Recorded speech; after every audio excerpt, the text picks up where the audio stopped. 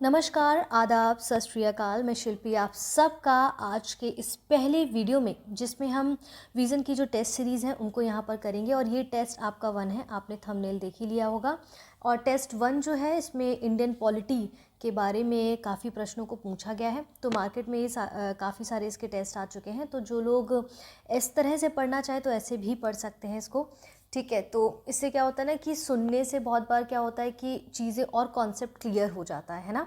तो इसमें जो रिसोर्सेज है या सोर्स किन किन चीज़ों से, किन किन बुक से इस टेस्ट को बनाया गया है, तो जैसे 9th की एनसीईआरटी, ठीक है, 10th NCERT, 11th NCERT and Indian polity का जो लक्ष्मीकांत का बुक है उससे इसमें प्रश्नों को समेकित किया गया है। तो पहला टेस्ट है ये जीएस का। आइए इसमें करते हैं, पॉलिटी के कई सारे प्रश्नों को सॉल्व करते हैं। ठीक है, तो देखिए इंग्लिश में भी है, हिंदी में है, बायलैंग्वेज है। तो जो मेरी जो पब्लिक है ज़्यादातर हिंदी मीडियम की है, तो इसीलिए हम इसको हिंदी में देखते जाएंगे। ठीक है, तो पहला प्रश्न कहता है, संविधान के मूल दर्शन के संदर्भ में निम्नलिखित में से कौन से संविधान के कार्य हैं? ये मूल नियमों का एक ऐसा समुच्चय प्रदान करता है जिससे समाज के सदस्यों के बीच समन्वय बना रहे। ठीक है, दूसरा कथन है, ये निर्दिष्ट करता है कि समाज में निर्णय लेने की शक्ति किसके पास है और ये सरकार के द्वारा अपने नागरिकों पर लागू किए जाने वाले कानूनों पर कुछ सीमाएं भी निर्धारित करता है। 3 कथन है, पूछ रहे हैं क्या कार्य है और पूछ रहे हैं सही उत्तर चुनना है। केवल एक और दो, 2 और 3, 1, 2 और 3, तो तीनों ऑप्शन यहाँ पर दिए गए हैं। इस प्रश्न का सही उत्तर क्या होगा? देखिए, इस तरह से प्रश्नों को अगर आप सॉल्व करेंगे तो आप एक बेहतर अंडरस्टैंडिंग डेवलप कर पाएंगे और चीज़ों को, कॉन्सेप्ट को समझ पाएंगे। ठीक है, क्योंकि बहुत बच्चे जो दूर दराज बैठे हैं उनको शायद ये टेस्ट सीरीज़ अवेलेबल नहीं हो पा रही होंगी, इसलिए यहाँ पर लेकर आया गया। खैर, इस प्रश्न का जो उत्तर है, इसमें पूछ रहे कौन से कथन सही है, तो कहने का तात्पर्य कि तीनों कथन यहाँ पर ठीक है।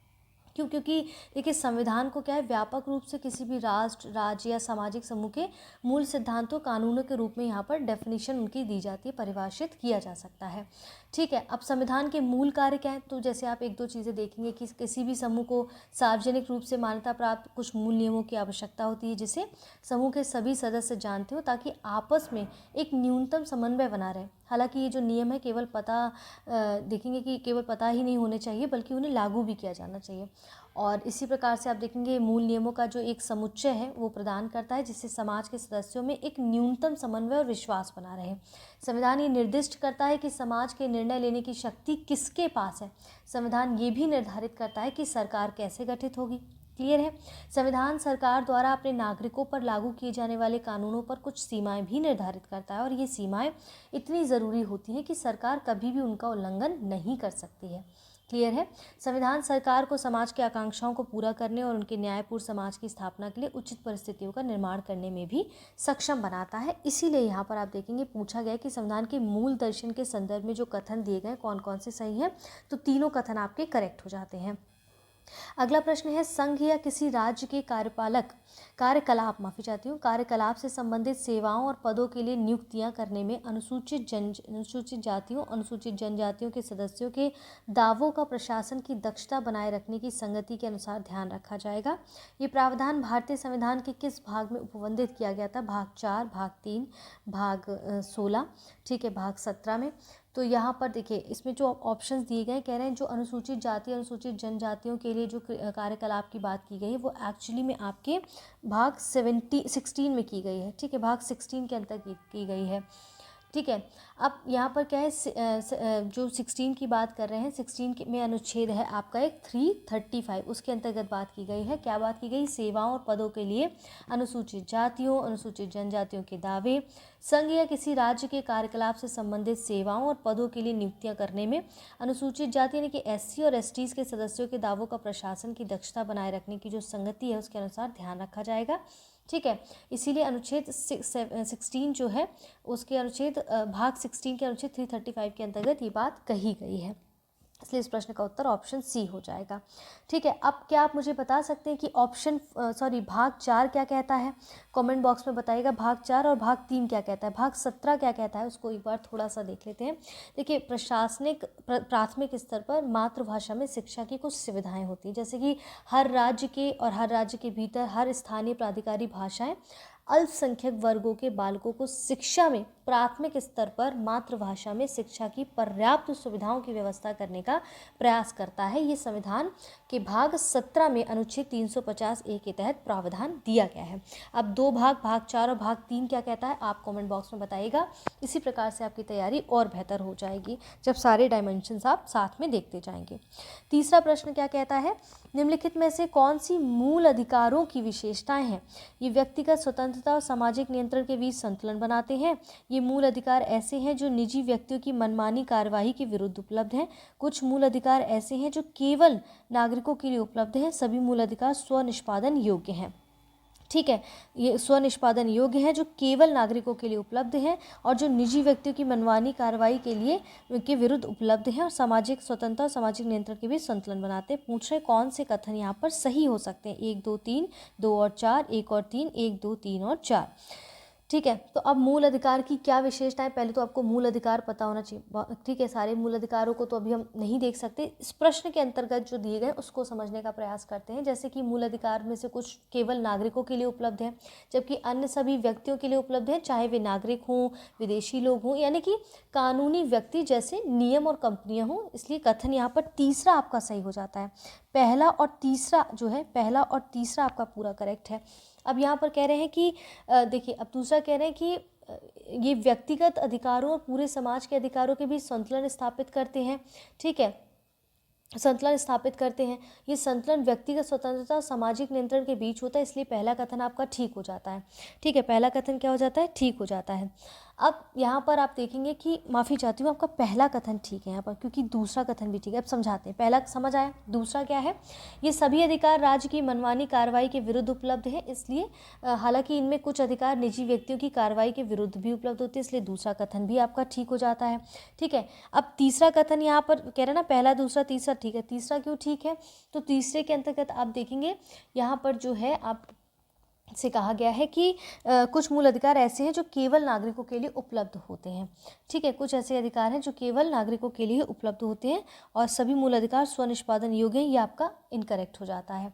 ठीक है, अब इसमें क्या चौथा क्यों सही नहीं है? क्योंकि इसमें अधिकांश प्रत्यक्ष रूप से प्रवर्तनीय यानी कि स्वनिष्पादन योग्य हैं, जबकि इनमें से कुछ को कानून की मदद से प्रभावी भी बनाया जाता है। ऐसे कानून पूरे देश में एक रूपता बनाए रखने के लिए केवल संसद द्वारा बनाया जा सकता है, ना कि राज्य विधानमंडलों द्वारा।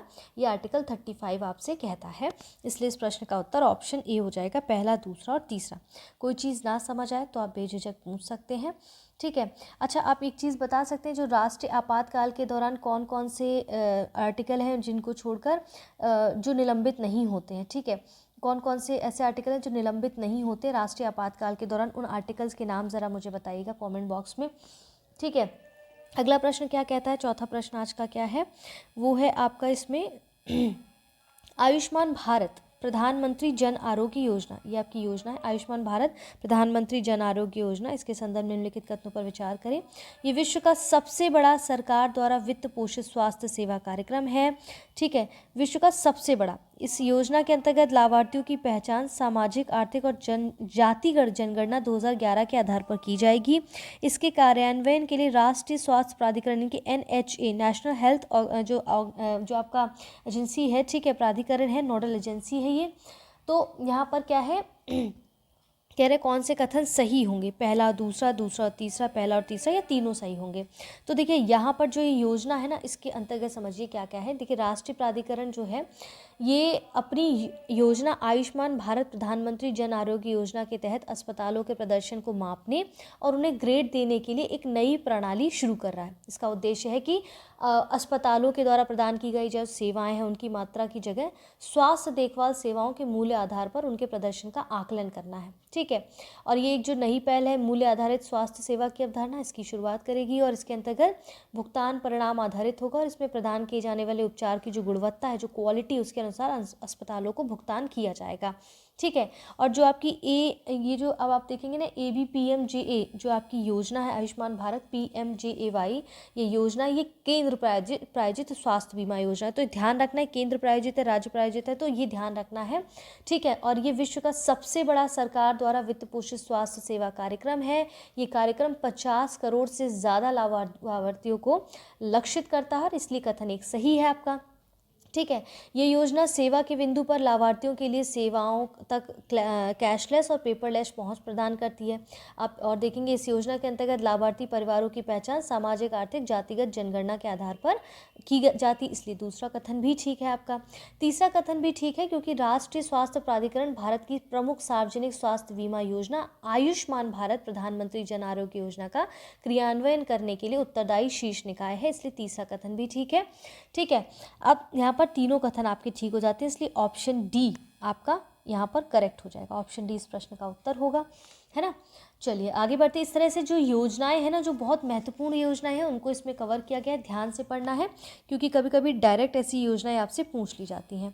अगला प्रश्न कहता है, हाल ही में जारी की गई वैश्विक आर्थिक संभावना रिपोर्ट के संदर्भ में निम्नलिखित कथनों पर विचार करें। ये अंतर्राष्ट्रीय मुद्रा कोष द्वारा जारी की जाती है, इसे वर्ष में एक बार जारी किया जाता है। पूछ रहे कौन से कथन सही है। देखिए जो ग्लोबल इकोनॉमिक प्रोस्पेक्ट्स रिपोर्ट है उसके बारे में यहाँ कह रहा है, तो सबसे पहले हमें समझना है यहाँ पर कौन से कथन सही है। पहले देखिए, हाल ही में विश्व बैंक के द्वारा एक प्रमुख रिपोर्ट वैश्विक आर्थिक संभावनाएं जारी की गई है और इसे वर्ष में 2 बार जारी किया जाता है। ठीक है, जबकि कह रहे हैं कि वर्ष में 1 बार जारी किया जाता है, तो दूसरा कथन तो गलत हो जाता है।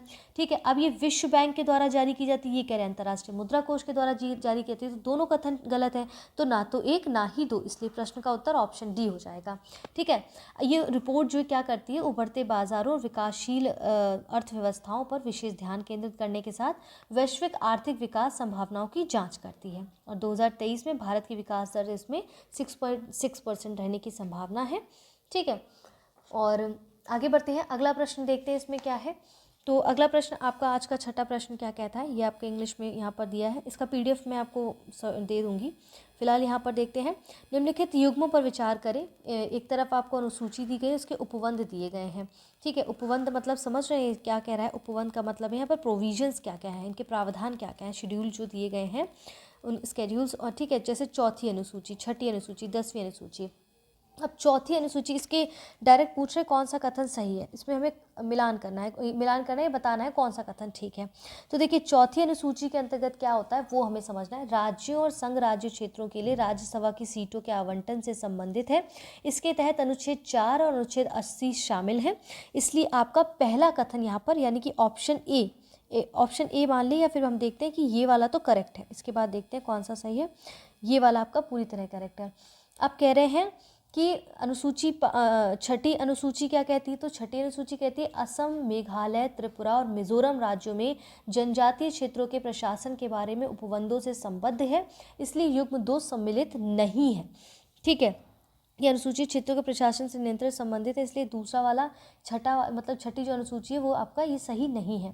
अब यहाँ पर देखिए 10वीं अनुसूची में क्या दिया गया है कि दल बदल के आधार पर संसद और राज्य विधानसभाओं के सदस्यों की निर्भरता के बारे में उपबंधों से संबंधित है। ये अनुसूची को 52वें संशोधन अधिनियम 1985 द्वारा जोड़ा गया था। इसे दल बदल रोधी कानून भी कहा जाता है, इसलिए कथन तीसरा यहाँ पर ठीक है, यानी कि पहला और तीसरा ठीक है, यानी कि ऑप्शन सी यहाँ पर इस प्रश्न का उत्तर हो जाएगा। अब यहाँ पर ये छठी अनुसूची के अंतर्गत तो नहीं आता है, तो किसके अंतर्गत आता है, अनुसूची 5 के अंतर्गत आता है कि अनुसूचित क्षेत्रों, अनुसूचित जनजातियों के प्रशासन और नियंत्रण के बारे में उपबंध से संबंधित है। जबकि अनुसूची 6 क्या कहती है आपकी, अनुसूची 6 कहती है असम, मेघालय, त्रिपुरा, मिजोरम राज्यों के जनजातीय क्षेत्रों के प्रशासन के बारे में उपबंध से संबंधित है, इसलिए युग्म 2 यहाँ पर सही नहीं था। ठीक है, क्लियर हो गया। आगे बढ़ते हैं, अगला प्रश्न है, निम्नलिखित में से कौन से ओजोन क्षयकारी पदार्थ है, ODS है। ठीक है, मिथाइल ब्रोमाइड, हाइड्रोब्रोमो क्लोरोकार्बन। अच्छा हाँ, ये सिर्फ ना केवल पॉलिटी पर आधारित यहाँ पर प्रश्न है, बल्कि जनवरी 2023 का जो भी करंट अफेयर्स है उससे संबंधित भी प्रश्न इसमें पूछे गए हैं। ठीक है, इस चीज़ को माइंड में रखना है। तो कार्बन टेट्राक्लोराइड और मिथाइल क्लोरोफॉर्म है। ठीक है, निम्नलिखित में से कौन से कथन सही है, 1, 2 और 3, 2 और 4, केवल 4, 1, 2 और 4। तो ओजोन क्षयकारी पदार्थ ODS कौन कौन से हैं, तो हाल ही में देखेंगे scientific assessment of ozone depletion 2022 नामक शीर्षक से एक रिपोर्ट तैयार की गई है और ये विश्व मौसम विज्ञान संगठन यानी कि WMO, संयुक्त राष्ट्र पर्यावरण कार्यक्रम यानी कि UNEP, संयुक्त राष्ट्रीय समुद्र विज्ञान वायुमंडल प्रशासन NASA और यूरोपीय आयोग के समन्वय से तैयार किया गया था। इस रिपोर्ट के मुख्य निष्कर्ष निम्नलिखित है। मॉन्ट्रियल प्रोटोकॉल के तहत की जाने वाली कार्रवाई ऊपरी समताप मंडलीय परत में ओजोन पुनर्प्राप्ति में योगदान करती है और अगर वर्तमान नीतियाँ ऐसी बनी रहती हैं तो ओजोन परत के 1980 के स्तर को फिर से प्राप्त करने में अंटार्कटिका पर लगभग 2066 तक, यानी कि आर्कटिक पर 2045 तक, शेष विश्व के लिए 2040 तक का समय लगने की संभावना है।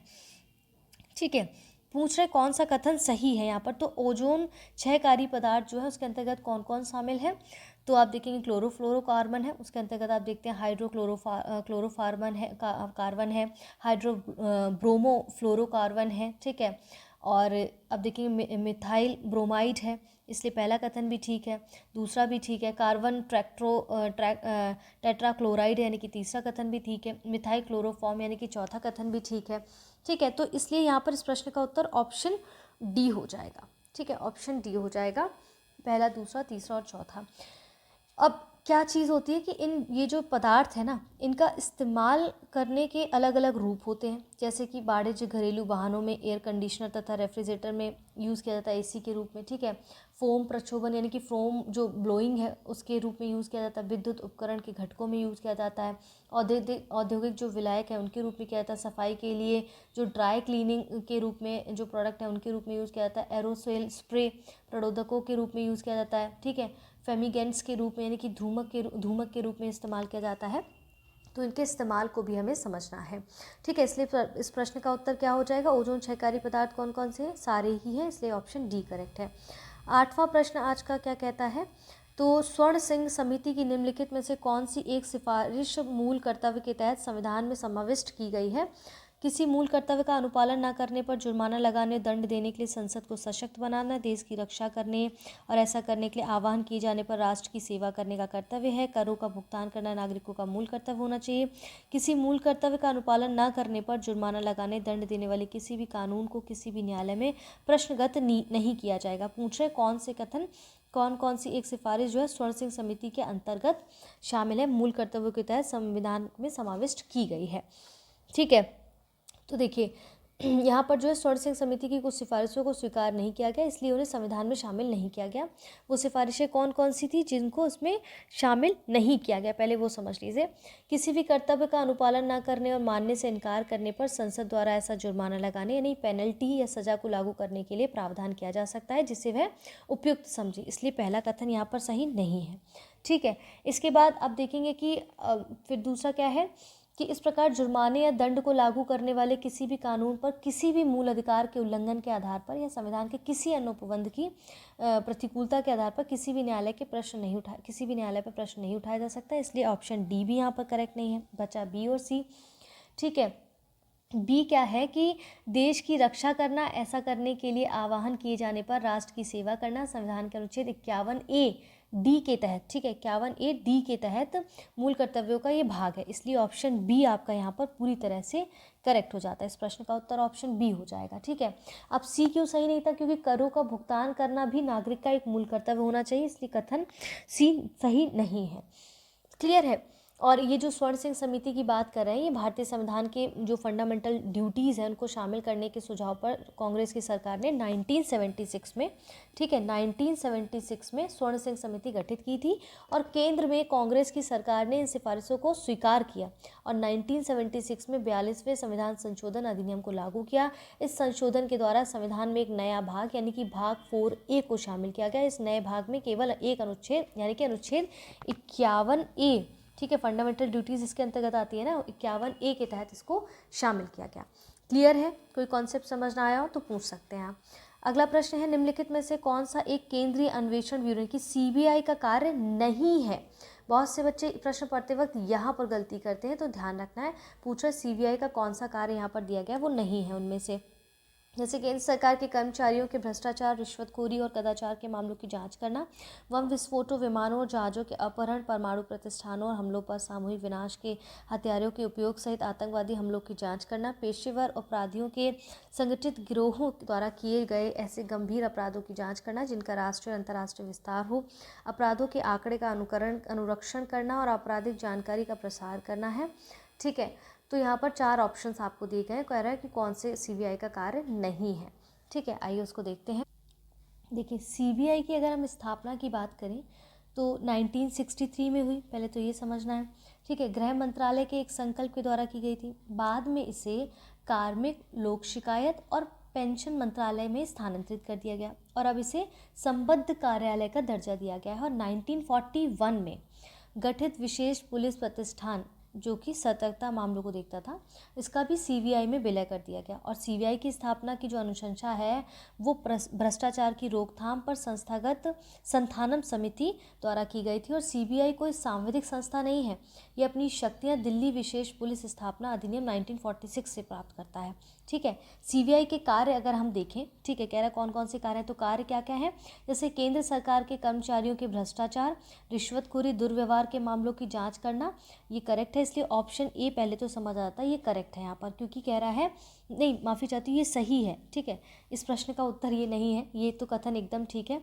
पूछ रहे कौन से कार्य नहीं है, तो ये तो है कार्य इसका। ठीक है, अब यहाँ पर दूसरा कह रहा है कि बम विस्फोट की यहाँ पर जो बात कर रहा है, बम विस्फोट ये सब की जो बात कर रहा है, तो बेसिकली यहाँ पर बम विस्फोट, विमानों, जहाज़ों के अपहरण, ठीक है, परमाणु प्रतिष्ठान हमलों, सामूहिक विनाश के हथियार के उपभोक्ता उपयोग सहित आतंकवादी हमलों की जांच करना राष्ट्रीय जांच एजेंसी का कार्य है। ये सही नहीं है, इसलिए इस प्रश्न का उत्तर तो ऑप्शन बी हो जाएगा, क्योंकि पहला कथन ठीक है, ये कह रहे हैं कौन से कथन सही नहीं है, कौन सा कार्य नहीं है, तो ये नहीं है, यानी कि इस प्रश्न का उत्तर ऑप्शन बी है।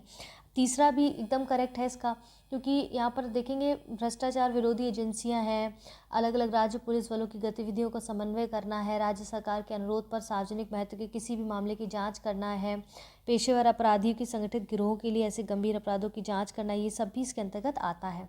ठीक है, और यहाँ पर अपराधों के आंकड़ों का अनुसरण करना है, आपराधिक जानकारी प्रसार करना, ये सब क्या है, सीबीआई के कार्य के अंतर्गत आता है। जो नहीं आता है वो ये था, ऑप्शन बी इस प्रश्न का उत्तर हो जाएगा।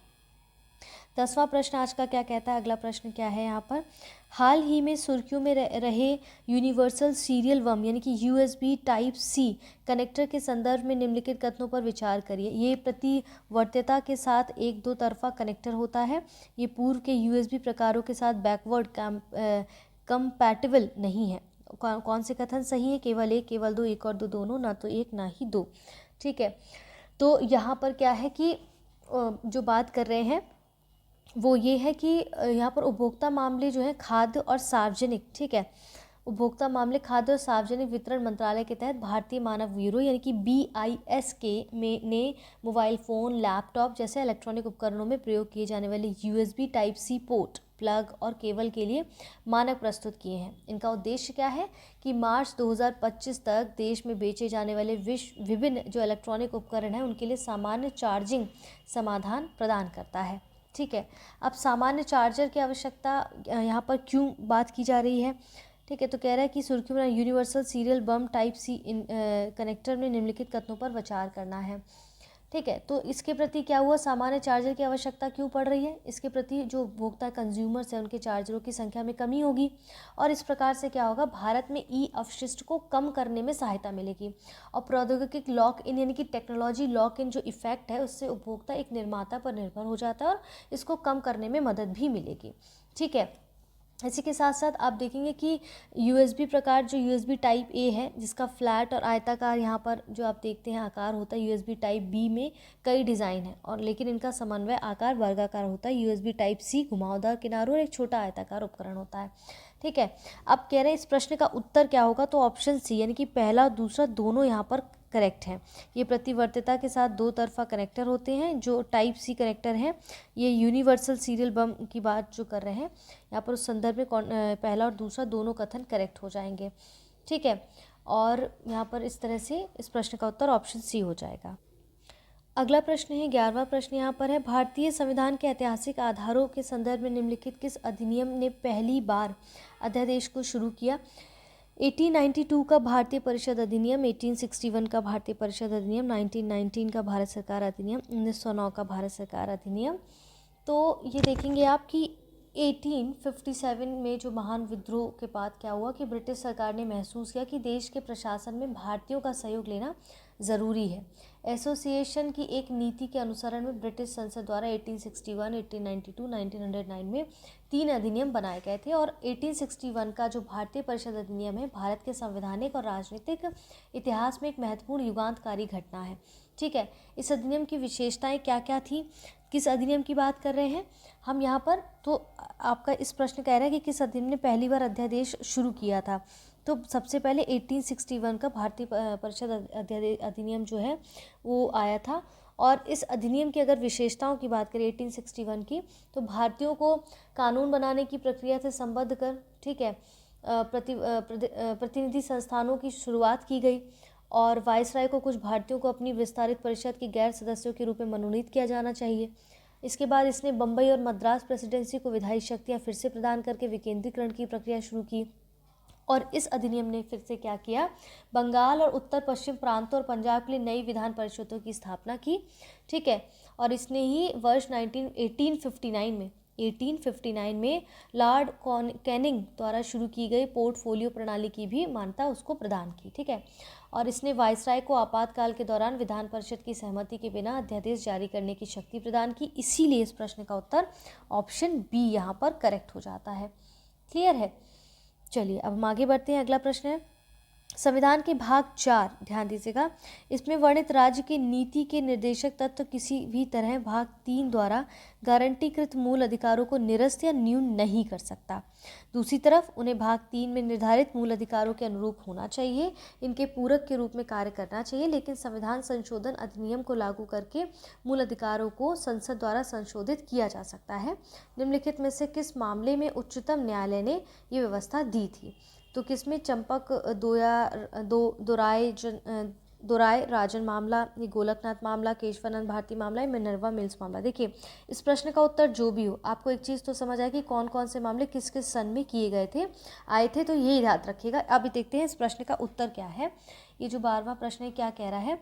देखिए ये क्या है, चंपकम दोराय राजन मामले के अंतर्गत ये पूरा सुप्रीम कोर्ट का जो मामला की व्यवस्था की बात की, इस मामले के अंतर्गत ये आता है, ठीक है। तो चंपकम दोरायजन मामला ने क्या कहा, जो 1951 में हुआ था, कि सुप्रीम कोर्ट ने निर्णय दिया कि संविधान के भाग 4 में जो वर्णित है राज्य के नीति निर्देशक तत्व किसी भी तरह से भाग 3 द्वारा गारंटीकृत मूल अधिकारों को निरस्त या न्यून नहीं कर सकते हैं। दूसरी तरफ उन्हें भाग 3 में निर्धारित मूल अधिकारों के लिए अनुषंगी यानी कि सामग्री के रूप में कार्य करना उनके अनुरूप होना चाहिए, लेकिन मूल अधिकारों को संसद द्वारा संविधान संशोधन प्रक्रिया के तहत संशोधित किया जा सकता है, ठीक है।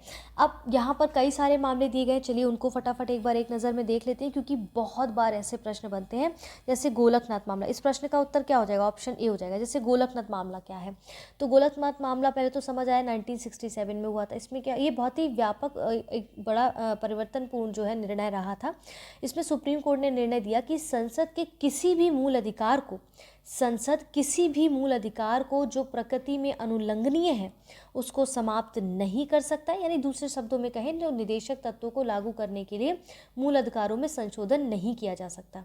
वही केशवानंद भारती मामला जो 1973 में आया था, इसमें सुप्रीम कोर्ट ने कहा कि आर्टिकल 31C के जो उपरोक्त दूसरे प्रावधान को इस आधार पर असंवैधानिक या अवैध घोषित किया है कि न्यायिक समीक्षा संविधान की मूल विशेषता है, इसलिए इसे छीना नहीं जा सकता है।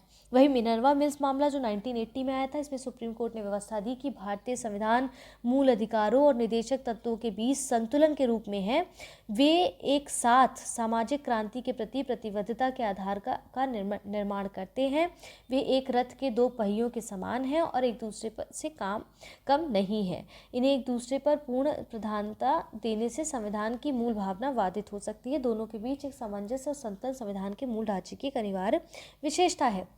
इसलिए ऑप्शन ए यहाँ करेक्ट था, क्योंकि जो ऊपर कॉन्टेक्स्ट दिया गया ना उसके संदर्भ में कौन सा मामला था, चंपकम दोराय राजन मामला था। बाकी के मामले जो हैं उसकी ईयर हमने देखा और हमने उसके विषय में थोड़ा थोड़ा समझा है, और आपको इस बात को रिवीजन करना होगा क्योंकि इससे प्रश्न बहुत बनते हैं। अगला प्रश्न आपका आज का क्या है, 13वां प्रश्न क्या कहता है? 13वां प्रश्न कहता है भारतीय संविधान की 7वीं अनुसूची के अंतर्गत निम्नलिखित युग्मों पर विचार करना। एक तरफ विषय दिए गए, दूसरी तरफ सूची दी गई है कि किस सूची के अंतर्गत क्या आता है, कौन सा विषय आता है। देखिए संविधान में क्या है ना, केंद्र और राज्यों के बीच जो पावर है उनका जो विभाजन किया गया है वो इस प्रकार से किया गया है। जैसे 7वीं अनुसूची में संघ सूची, राज्य सूची और समवर्ती सूची को निहित किया गया है। ठीक है, यूनियन लिस्ट, स्टेट लिस्ट और कॉन्करेंट लिस्ट को सम्मिलित किया गया है। तो संघ सूची में 98 विषय हैं, मूलतः 97 है। ठीक है, राज्य सूची में 59 विषय हैं, संवर्ती सूची में 52 विषय हैं। संवर्ती सूची के विषयों पर केंद्र और राज्य दोनों कानून बना सकते हैं, लेकिन टकराव अगर होगा, ऐसी कंडीशन में जहाँ टकराव होगा वहाँ केंद्र ही जो कानून बनाएगा वही प्रभावी होगा। वही अवशिष्ट शक्तियाँ क्या कहती हैं, अवशिष्ट विषय के अंतर्गत क्या आता है, जिनका उल्लेख तीनों सूची में नहीं किया गया उनको इसमें डाला गया, जो कि केंद्र को दिया गया है। अवशिष्ट शक्ति जो विषय, अवशिष्ट विषय, उनकी शक्ति केंद्र को दी गई है। ठीक है, तो अब यहाँ पर क्या है कि इस प्रश्न का उत्तर क्या होगा, पूछ रहे हैं कि कितने युग्म यहाँ पर सही होंगे। तो यहाँ पर आप देखेंगे कि केवल एक युग्म सही है। अब जैसे इसको समझिए, जैसे अब क्यों ये एक युग्म सही है, देखिए इस तरह से प्रश्न पूछा गया था। बैंकिंग जो है ना वो यूनियन लिस्ट के अंतर्गत आती है। ठीक है, यूनियन लिस्ट के अंतर्गत आती है। आपका एग्रीकल्चर किसके अंतर्गत आता है, स्टेट लिस्ट के अंतर्गत आता है। ठीक है, और जो आपका ट्रेड यूनियंस है वो आपका कॉन्करेंट लिस्ट के अंतर्गत आता है। तो यहाँ कह रहे हैं कि ऑप्शन बी इसलिए करेक्ट हो जाता है क्योंकि केवल एक युग्म सही, यानी कि कृषि जो है वो राज्य के अंतर्गत आपकी आती है, व्यवसाय संघ ही आपका कॉन्करेंट लिस्ट के अंतर्गत आता है, यानी कि संवर्ती सूची के अंतर्गत आता है। तो क्या आप एक बार आज एक नज़र डालेंगे, एम लक्ष्मीकांत की बुक में दिया गया संघ सूची के अंतर्गत कौन कौन से विषय हैं, राज्य सूची के अंतर्गत और संवर्ती सूची के अंतर्गत कौन कौन से विषय, उनको ज़रा नज़र डालिएगा। ठीक है, अगला प्रश्न है, निम्नलिखित में से किस निर्णय में उच्चतम न्यायालय ने आदेश दिया कि मूल अधिकारों और राज्यों के नीति निर्देशक तत्वों के बीच सामंजस्य और संतुलन संविधान के ढांचे का मूल भाग है। ठीक है, तो अब यहाँ पर क्या है कि किस निर्णय में ऐसा कहा गया, यहाँ पर मूल ढांचे का जो भाग है। अब यहाँ पर देखना है कि कह रहे हैं कि देखिए, मिनर्वा मिल्स मामला जो था 1980 में, सुप्रीम कोर्ट ने मूल ढांचे के सिद्धांत की व्याख्या पर वहाँ पर बहुत अच्छे से स्पष्टीकरण दिया था। न्यायालय ने निर्णय दिया कि संविधान में संशोधन करने की संसद की शक्ति संविधान के द्वारा सीमित है, इसलिए संसद स्वयं को असीमित शक्ति प्रदान करने के लिए इस समिति शक्ति का प्रयोग नहीं कर सकती। इसके अलावा न्यायालय ने बहुमत से निर्णय दिया कि संशोधन करने की जो संसद की शक्ति है, नष्ट करने की शक्ति नहीं है। ठीक है, इसीलिए इस निर्णय ने संविधान के 42वें संविधान संशोधन अधिनियम 1976 के खंड 4 और 5 को निरस्त कर दिया और खंड 4 में मूल अधिकारों पर राज्य के नीति निर्देशक तत्वों को प्राथमिकता दी और सुप्रीम कोर्ट ने इस प्रावधान को रद्द कर दिया और कहा कि मूल अधिकारों और निर्देशक तत्वों के बीच सामंजस्य और संतुलन संविधान के मूल ढांचे का भाग है। ठीक है, इसलिए इस प्रश्न का उत्तर ऑप्शन सी हो जाए, क्योंकि मिनर्वा मिल्स मामले से संबंधित यहाँ पर बात कही गई है। ठीक है, अब अगला प्रश्न है बोस आइंस्टीन कंडेंसेट। ठीक है, कंडेंसेट जिसे प्रायः पदार्थ की पांचवी अवस्था कहा जाता है के संदर्भ में निम्नलिखित कथनों में से कौन से कथन सही हैं। तो अल्बर्ट आइंस्टीन और भारतीय भौतिक वैज्ञानिक जगदीश चंद्र बोस ने इसके अस्तित्व की अवधारणा प्रस्तुत की। इसका निर्माण तब होता है जब कुछ तत्वों के परमाणु को विशेष तापमान पर गर्म किया जाता है। इसका उपयोग परमाणु लेजर, परमाणु घड़ियों के निर्माण में किया जाता है। पूछे जो कूट दिए गए उनका प्रयोग कर सही उत्तर हमें यहाँ चुनना है। ठीक है, तो अब यहाँ पर पहला कथन देखिए, पहला कथन क्या ठीक है या नहीं देखते हैं। तो पहला कथन ठीक नहीं है। क्यों? क्योंकि अल्बर्ट आइंस्टीन भारतीय भौतिक वैज्ञानिक जगदीश चंद्र बोस ने नहीं, बल्कि भारतीय गणितज्ञ सत्येंद्र नाथ बोस ने एक सदी पहले इस अवस्था की अवधारणा की थी। ठीक है, तो बोस आइंस्टीन कंडेंसेट इसका नाम है, इसलिए पहला कथन तो गलत हो जाता है। दूसरा कथन क्या कहता है आपका यहाँ पर कि इसका निर्माण तब होता है। यहाँ पर देखिए दूसरा कथन क्यों सही नहीं है। दूसरा कथन सही क्यों नहीं है? क्योंकि जब कुछ तत्वों के परमाणुओं को परम शून्य यानी कि एब्सोल्यूट जीरो के तापमान पर ठंडा किया जाता है तो इस बिंदु पर परमाणुओं के समूह एकल क्वांटम पिंड के रूप में कार्य करने लगते हैं, जिसमें तरंग, कण और दोनों के गुण शामिल होते हैं। इसलिए दूसरा कथन यहाँ पर सही नहीं है। ठीक है, अब तीसरा कथन देखें सही है या नहीं। तो BCA का उपयोग उत्कृष्ट संवेदनशीलता के साथ परमाणु लेजरों, परमाणु घड़ियों, गुरुत्वाकर्षण, घूर्णी और चुंबकीय सेंसर बनाने के लिए किया जाता है। इसलिए कथन 3 यहाँ पर करेक्ट हो जाता है। तो सही उत्तर कौन सा होगा यहाँ पर? ऑप्शन बी होगा। तीसरा कथन यहाँ पर पूरी तरह करेक्ट है। ठीक है, पहला दूसरा ठीक नहीं था। अगला प्रश्न है यहाँ पर, अगला प्रश्न की ओर बढ़ते हैं अब हम लोग। यहाँ पर किसी धर्म की अभिवृद्धि के लिए कराधान से मुक्ति के संदर्भ में निम्नलिखित कथनों पर विचार कीजिए। राज्य कर के रूप में संग्रहित धन को किसी विशेष धर्म की अभिवृद्धि के लिए व्यय नहीं कर सकता। ये व्यवस्था धार्मिक संस्थानों के धर्मनिरपेक्ष प्रशासन को नियंत्रित करने के लिए कर और शुल्क लगाने पर रोक लगाती है। ठीक है, इस पर रोक लगाती है। अब कह रहे हैं कौन से कथन सही है? केवल एक, केवल दो, एक और दो, दोनों, ना तो एक ना ही दो। ठीक है, तो धर्म की स्वतंत्रता का जो अधिकार है वो आर्टिकल 25 से 28 के बीच में दिया गया, ये हमें पता होना चाहिए। ठीक है, अब कह रहे हैं कि यहाँ पर कौन से कथन सही हैं जो कराधान से मुक्ति के संदर्भ में यहाँ पर बात कर रहे हैं। देखिए, अब यहाँ पर क्या है कि राज्य कर के रूप में संग्रहित धन को किसी विशेष धार्मिक अभिवृद्धि एवं रखरखाव के लिए व्यय नहीं कर सकता है, इसलिए पहला कथन यहाँ पर ठीक हो जाता है। ठीक है, अब दूसरा कथन यहाँ पर सही है या नहीं इसको देखते हैं। दूसरा कथन क्यों सही नहीं? क्योंकि ये व्यवस्था केवल कर की उगाही पर रोक लगाती है, ना कि शुल्क पर। ऐसा इसलिए क्योंकि शुल्क लगाने का उद्देश्य धार्मिक संस्थानों पर धर्मनिरपेक्ष प्रशासन के पक्ष में नियंत्रण लगाना है, धर्म को बढ़ावा देना और बनाए रखना नहीं है। इसलिए कथन 2 यहाँ पर ठीक नहीं होगा। कहने का मतलब है ऑप्शन ए यहाँ पर पूरी तरह से करेक्ट हो जाएगा। ठीक है, अब जो धर्म की अभिवृद्धि के लिए करों के संदाय से स्वतंत्रता। देखिए, अगला प्रश्न क्या है? वित्तीय आपातकाल की घोषणा के परिणामों के संदर्भ में वित्तीय आपातकाल की बात कर रहे हैं। कौन कौन से कथन सही हैं? पहला कथन है केंद्र को राज्यों के वित्तीय मामलों पर पूर्ण नियंत्रण प्राप्त हो जाता है। राष्ट्रपति सभी धन विधेयकों और अन्य वित्तीय विधेयकों को राज्य की विधायिका द्वारा पारित किए जाने के बाद विचारों के लिए आरक्षित कर सकता है। राष्ट्रपति उच्चतम न्यायालय और उच्च न्यायालय के न्यायाधीशों के वेतन और भत्तों में कटौती के लिए निर्देश भी जारी कर सकता है। ठीक है, पूछ रहे कौन से कथन यहाँ पर उत्तर हमें सही चुनना है। ऑप्शंस दिए गए हैं आपको। देखिए, अब यहाँ पर क्या कह रहा है? ऑप्शंस आपके 3 हैं यहाँ पर, तो क्या तीनों करेक्ट है? देखिए, क्या होता है कि पहला कथन बिल्कुल करेक्ट है, क्योंकि केंद्र को राज्यों के वित्तीय मामलों पर पूर्ण नियंत्रण हो जाता है वित्तीय आपातकाल के समय। देखिए, राष्ट्रपति अगर संतुष्ट हो तो ऐसी स्थिति उत्पन्न हो गई है जिसमें भारत और उसके राज्य क्षेत्र के किसी भाग की वित्तीय स्थिति यानी कि फाइनेंशियल कंडीशन जो है संकट में है, तो वो किस आर्टिकल के अंतर्गत आएगा? आर्टिकल 360 के अंतर्गत आएगा। ठीक है, और इसे वित्तीय आपातकाल की घोषणा कहते हैं। जैसे वित्तीय आपात की घोषणा के परिणाम कुछ इस प्रकार से होते हैं, जैसे केंद्र की आधिकारिक कार्यकारिणी का विस्तार हो जाता है, ऐसे किसी भी निर्देश में प्रावधानों का उल्लेख हो सकता है। ठीक है, उच्चतम न्यायालय उच्च न्यायालय के न्यायाधीशों के लिए ये कथन जो आपको यहाँ पर दिया गया है, उनके वेतन भत्ते में कटौती निर्देश जारी किया जा सकता है, ये भी करेक्ट है। ठीक है, राज्य की विधायिका द्वारा पारित किए जाने के बाद राष्ट्रपति के विचार के लिए लाए गए सभी धन विधेयकों या फिर अन्य वित्तीय विधेयकों को विचार के लिए आरक्षित करता है, ये भी एकदम करेक्ट है आपका। इसलिए इस प्रश्न का उत्तर ऑप्शन डी हो जाएगा।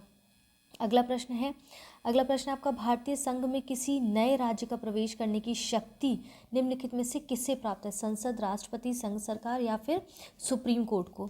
ठीक है, तो भारतीय संघ में किसी नए राज्य का प्रवेश करने की शक्ति किसे प्राप्त है? तो बेसिकली ये है आर्टिकल 3 जो है वो कहता है संसद को ये अधिकृत करता है, यानी कि इस प्रश्न का उत्तर ऑप्शन ए हो जाएगा। अनुच्छेद 3 संसद को ये अधिकृत करता है कि वे किसी राज्य में से उसका राज्य क्षेत्र अलग करके या फिर 2 या 2 से अधिक राज्यों का या फिर राज्यों के भागों को मिलाकर किसी राज्य के क्षेत्र को किसी अन्य राज्य के भाग के साथ मिलाकर एक नए राज्य का निर्माण कर सकता है। राज्य का क्षेत्र बढ़ा सकता है, राज्य का क्षेत्र घटा सकता है, राज्य की सीमाओं में परिवर्तन कर सकता है, किसी राज्य के नाम में भी परिवर्तन कर सकता है। ठीक है, इस प्रकार अनुच्छेद 2 जो है आप देखेंगे अनुच्छेद 3 के अंतर्गत ये प्रावधान आपको दिया गया है। ठीक है, इस प्रश्न का उत्तर ऑप्शन ए हो जाएगा। निम्नलिखित में से कौन सी संसदीय लोकतंत्र के लाभ हैं? उत्तरदायी सरकार, व्यापक प्रतिनिधित्व, शक्तियों का कठोर पृथक्करण, विधायिका और कार्यपालिका के मध्य सामंजस्य। ठीक है, नीचे दिए गए कूट का प्रयोग कर सही उत्तर चुनिए। केवल 1, 2 और 3, 2, 3 और 4, 1 और 4, 1, 2 और 4।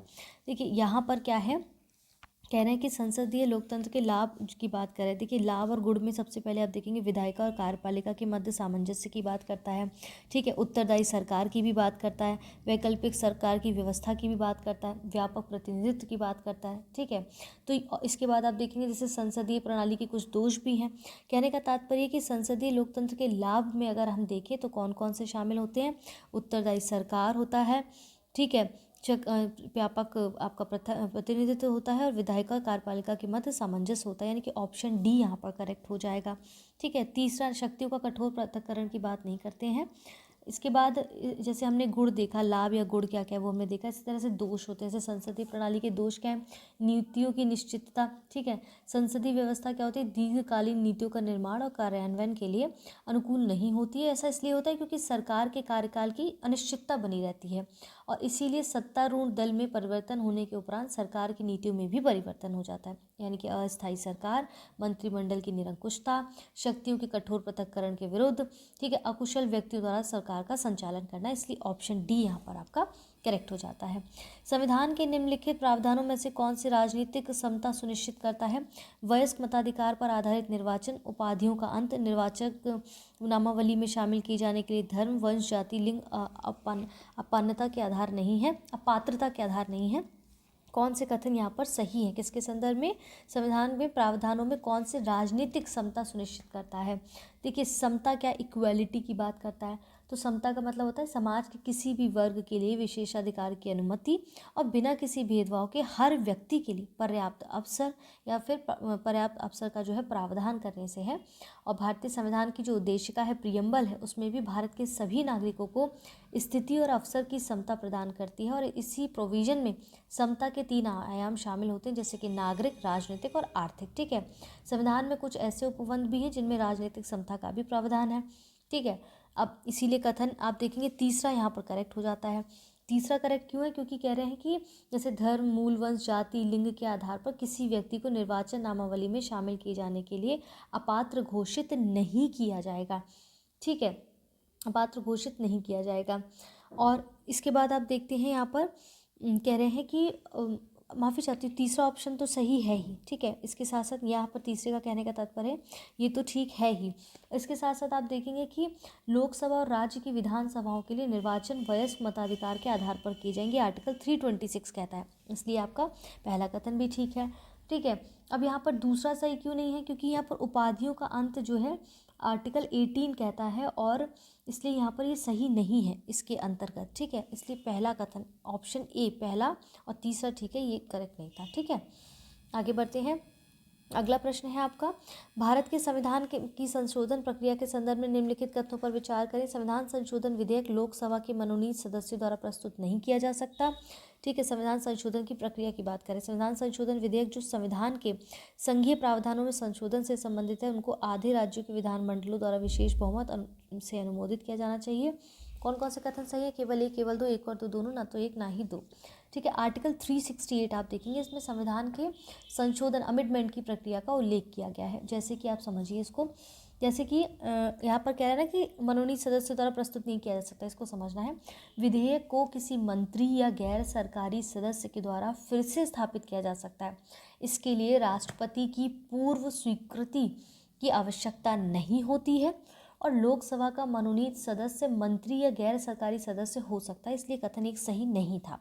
ठीक है, अब यहाँ पर कह रहा है दूसरा कथन क्या कह रहा है? दूसरा कथन हमने पढ़ा, अब इसमें क्या है?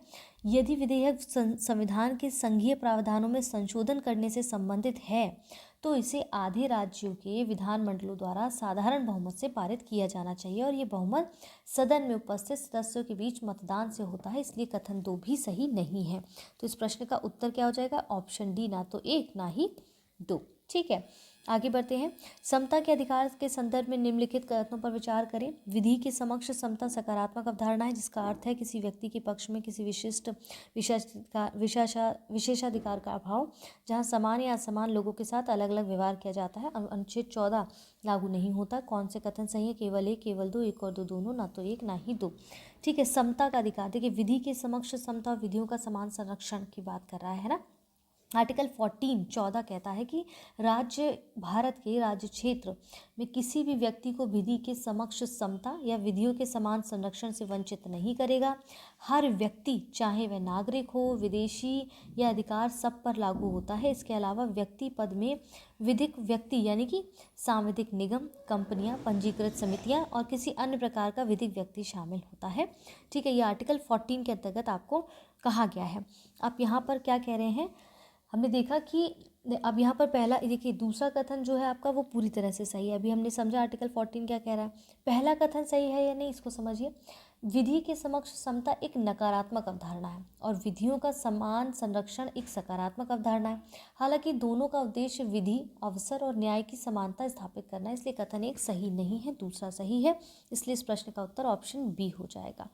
ठीक है, अगला प्रश्न है, निम्नलिखित में से कौन सी भारतीय संविधान की एकात्म विशेषताएं हैं? एकल संविधान, आपातकालीन उपबंध, अखिल भारतीय सेवा, एकीकृत निर्वाचन तंत्र, राज्यपाल की नियुक्तियां। नीचे दिए गए कोड का प्रयोग कर सही उत्तर चुनें। तो देखिए यहाँ पर क्या है, हमको समझना है कि कौन कौन सी भारतीय संविधान की एकात्मक विशेषताएं। देखिए एकल संविधान क्या है?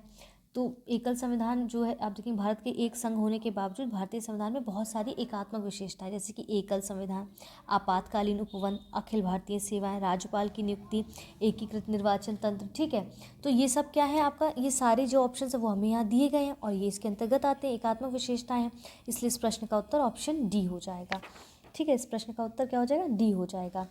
अगला प्रश्न हमारा क्या कहता है, आज का 24वां प्रश्न हमारा क्या है कि निम्नलिखित कथनों में से कौन से अधिकार के माध्यम से अस्पृश्यता का उन्मूलन किया गया है, उनके आचरण के निषिद्ध को एक मूल अधिकार के रूप में स्थापित किया गया। संवैधानिक उपचारों का अधिकार, समता का अधिकार, स्वतंत्रता का अधिकार, शोषण के विरुद्ध अधिकार।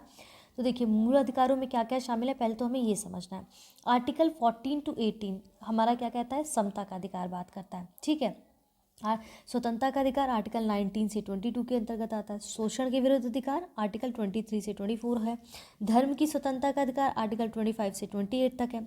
संस्कृति और शिक्षा संबंधी अधिकार आर्टिकल 29 से 30 तक है। संवैधानिक उपचारों का अधिकार आर्टिकल 32 है।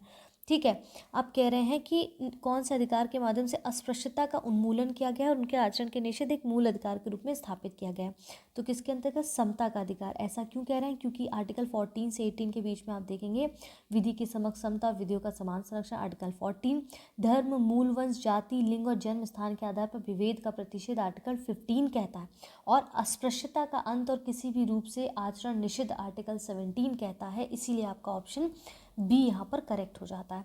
स्पष्ट है, आगे बढ़ते हैं।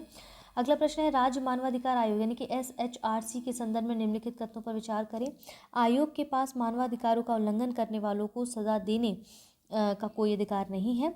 यह पीड़ित व्यक्ति को अपनी ओर से कोई सहायता या मुआवजा नहीं दे सकता। ठीक है, आयोग अपना वार्षिक और विशेष प्रतिवेदन राज्य के राज्यपाल को सौंपता है। कौन से कथन सही है यहाँ पर राज्य मानवाधिकार आयोग के संदर्भ में, तो देखिए यहाँ पर क्या है कि मानव अधिकार संरक्षण अधिनियम 1993 न केवल राष्ट्रीय मानवाधिकार आयोग बल्कि राज्य स्तर पर राज्य मानवाधिकार आयोग के गठन का भी प्रावधान करता है।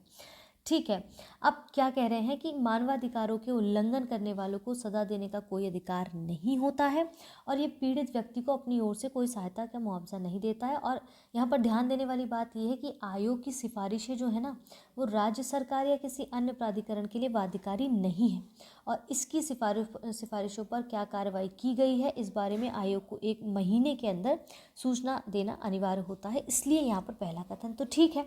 दूसरा कथन है कि आयोग अपना जो वार्षिक और विशेष प्रतिवेदन है वो राज्य सरकार को सौंपता है। ठीक है, और प्रतिवेदनों को राज्य विधानमंडल के समक्ष रखता है और बताया जाता है कि आयोग के द्वारा दी गई अनुशंसाओं के संबंध में राज्य सरकार ने क्या क्या कदम उठाए हैं, और यदि आयोग की किसी सलाह को राज्य सरकार द्वारा नहीं माना गया है तो उसके लिए पूर्ण तर्कपूर्ण उत्तर देना ज़रूरी होता है। और यहाँ पर ये प्रश्न का उत्तर ये नहीं है, ये गलत है, और इस प्रश्न का उत्तर आपका हो जाएगा ऑप्शन ए, क्योंकि पहला कथन पूरी तरह से करेक्ट है। ठीक है, ये जो है राज्य के राज्यपाल को सौंपता नहीं बल्कि राज्य सरकार को ये जो है सौंपता है। ठीक है, इसके बाद अगला प्रश्न है हमारा, हाल ही में सुर्खियों में रही ज्वरीय विघटन घटना यानी कि टाइडल डिस्ट्रप्शन इवेंट निम्नलिखित में से कौन सा सर्वोत्तम वर्णन करता है, जो इसको पूरी तरह से डिफाइन करता है। ये 2 दैनिक ज्वरों के बीच समयांतराल की समाप्ति है, पृथ्वी के चुंबकत्व का व्युत्क्रमण है, ये चंद्रमा की सतह पर एक गुरुत्वाकर्षण विसंगति है, ये ब्लैक होल द्वारा किसी तारे का विनाश है। ठीक है, तो अब यहाँ पर क्या है, ये क्या है, तो देखिए हाल ही में क्या हुआ था, एरोनॉटिक्स एंड स्पेस एडमिनिस्ट्रेशन ने कि नासा ने टेलीस्कोप के द्वारा एक विशाल ब्लैक होल को एक तारे का विनाश है उसे अपने अंदर समाहित करने यानी कि डेवोरिंग होते हुए देखा गया था। ठीक है, ब्लैक होल किसी तारे को समाहित करने की खगोलीय घटना को ज्वरीय विघटन घटना कहा जाता है। इसका मतलब इस प्रश्न का उत्तर क्या हो जाएगा, इस प्रश्न का उत्तर ऑप्शन डी हो जाएगा। ठीक है, अगला प्रश्न क्या कहता है यहाँ पर देखते हैं, भारतीय संविधान के अनुच्छेद 358, 359 निम्नलिखित में से किस स्थिति से संबंधित है। अनुच्छेद 352 के तहत राष्ट्रीय आपातकाल की उद्घोषणा से संबंधित है, आर्टिकल 360 के तहत वित्तीय आपातकाल से, आर्टिकल 356 के तहत राष्ट्रपति शासन से, आर्टिकल 365 के तहत राष्ट्रपति शासन से। ठीक है, अब चलिए यहाँ पर क्या कह रहे हैं, अब देखिए आर्टिकल 350 और 359 जो है वो राष्ट्रीय आपातकाल, ठीक है, राष्ट्रीय आपातकाल 352 के मूल अधिकारों का प्रभाव का वर्णन करते हैं, है ना, किसका वर्णन करते हैं, 352 के तहत राष्ट्रीय आपातकाल की उद्घोषणा का वर्णन करते हैं यहाँ पर। ठीक है, तो इस प्रश्न का उत्तर ऑप्शन ए यहाँ पर हो जाएगा। और इस याद कर लेना साथ साथ में जो आर्टिकल्स यहाँ पर दिए गए हैं, बहुत प्रश्न बनते हैं इससे हर बार। वर्तमान में निम्नलिखित में से कौन सी सेवाएं सूचना प्रौद्योगिकी मध्यवर्ती संस्थानों के लिए दिशा निर्देश और डिजिटल मीडिया आचार संहिता नियम 2021 के तहत विनियमित है? Social media sites, over the top यानी कि OTT, स्ट्रीमिंग सेवाएं और ऑनलाइन गेमिंग सेवाएं, डिजिटल समाचार साइट्स। देखिए OTT का फुल फॉर्म भी इस तरह से पता होना चाहिए, पीसेस वगैरह में ऐसे प्रश्न पूछ लेते हैं। तो नीचे दिए गए सही उत्तर का चयन करना है 1 और 2, 3 और 4, 1 2 और 4, 1 2 3 और 4। प्रेजेंट टाइम में निम्नलिखित में से कौन सी सेवाएं सूचना प्रौद्योगिकी के नियम 2021 के तहत नियमित है? ठीक है, तो सूचना प्रौद्योगिकी जो ये कह रहे हैं नियम 2021 के में सोशल मीडिया साइट्स इंक्लूडेड है, डिजिटल समाचार साइट्स, ओवर द टॉप यानी कि OTT, स्ट्रीमिंग प्लेटफॉर्म से संबंधित है, इसलिए पहला, दूसरा, चौथा यहाँ पर पहला, दूसरा, चौथा सही। ऑनलाइन गेमिंग सेवाएं नहीं है इसके अंतर्गत। ठीक है, इसमें क्या ऑनलाइन गेमिंग कंपनियों को खेलों के परिणाम पर सट्टेबाजी करने की अनुमति नहीं होती है प्रस्तावित नियमों के अनुसार। ठीक है, ऑनलाइन गेमिंग के लिए प्रारूप नियम जारी किए जाते हैं जो इसके अंतर्गत नहीं आते, इसलिए ऑप्शन तीसरा यहाँ पर नहीं होगा। तो यहाँ पर कौन कौन से कथन ठीक है? ऑप्शन सी करेक्ट हो जाएगा। ठीक है, आगे बढ़ते हैं। अगला प्रश्न है आपका। अगला प्रश्न कहते हैं कि निम्नलिखित में से कथनों पर विचार करें। संयुक्त राज्य अमेरिका में जन्म से नागरिक के साथ साथ देशीकृत नागरिक भी राष्ट्रपति के पद के लिए पात्र होते हैं। भारत में केवल जन्म से नागरिक ही राष्ट्रपति के पद के लिए पात्र होता है, ना कि देशीकृत नागरिक। ठीक है, कौन से कथन सही नहीं है? ठीक है, याद रखना है यहाँ पर। देखिए अब यहाँ पर क्या है कि भारत में जन्म से नागरिक के साथ साथ देशीकृत नागरिक दोनों ही राष्ट्रपति पद के लिए पात्र होते हैं। ठीक है, ये कथन आपका क्या है? ये सही नहीं है। क्यों? क्योंकि आप देखेंगे संयुक्त राज्य अमेरिका में केवल जन्म से ही नागरिक राष्ट्रपति पद के लिए पात्र होते हैं, जबकि देशीकृत नागरिक राष्ट्रपति पद के लिए पात्र नहीं होते, इसलिए पहला कथन यहाँ पर सही नहीं है। ठीक है, और भारत के संदर्भ में जो ये कह रहे हैं ना, यहाँ पर भारत के संदर्भ में जो कह रहे हैं दोनों सही नहीं है, क्योंकि यहाँ पर 1 और 2 दोनों सही नहीं है। ठीक है, संयुक्त राज्य में जन्म के बताया हमने, और भारत में जन्म के नागरिक के साथ साथ देशीकृत नागरिक दोनों के राष्ट्रपति पद के लिए पात्र होते हैं, जबकि यहाँ पर ऐसा नहीं दिया गया है। ठीक है, तो कौन से सही नहीं है यहाँ पर? आपका ऑप्शन कौन सा ठीक होगा? पहला और दूसरा, यानी कि इस प्रश्न का उत्तर ऑप्शन सी हो जाएगा। क्लियर है? ठीक है, दोहरी नागरिकता का जो प्रावधान है ना, उसके बीच में पहली बार में देखते हैं एक अंतर ये होता है कि भारतीय संविधान सक्रिय रूप से दोहरी नागरिकता को प्रतिबंधित करता है, जबकि संयुक्त राज्य अमेरिका के संविधान में इस पर किसी भी प्रकार का प्रतिबंधन का उल्लेख नहीं मिलता है। ठीक है, अगला प्रश्न आपका क्या कहता है आज का? भारतीय संविधान के संदर्भ में मूल कर्तव्य जो फंडामेंटल ड्यूटीज़ है उससे संबंधित निम्नलिखित कथनों पर विचार करें। अब देखिए मूल कर्तव्य की कुछ विशेषताएं होती हैं। इसमें कह रहे हैं केवल भारतीय नागरिकों तक ही सीमित है ये, संविधान के उल्लंघन के विरुद्ध किसी भी कानूनी प्रावधान प्रतिबंध का प्रावधान नहीं करता है। ठीक है, अब यहाँ समझना है इसमें कुछ नैतिक कर्तव्य होते हैं जो नागरिक नैतिक कर्तव्य होते हैं, तो कुछ नागरिक होते हैं।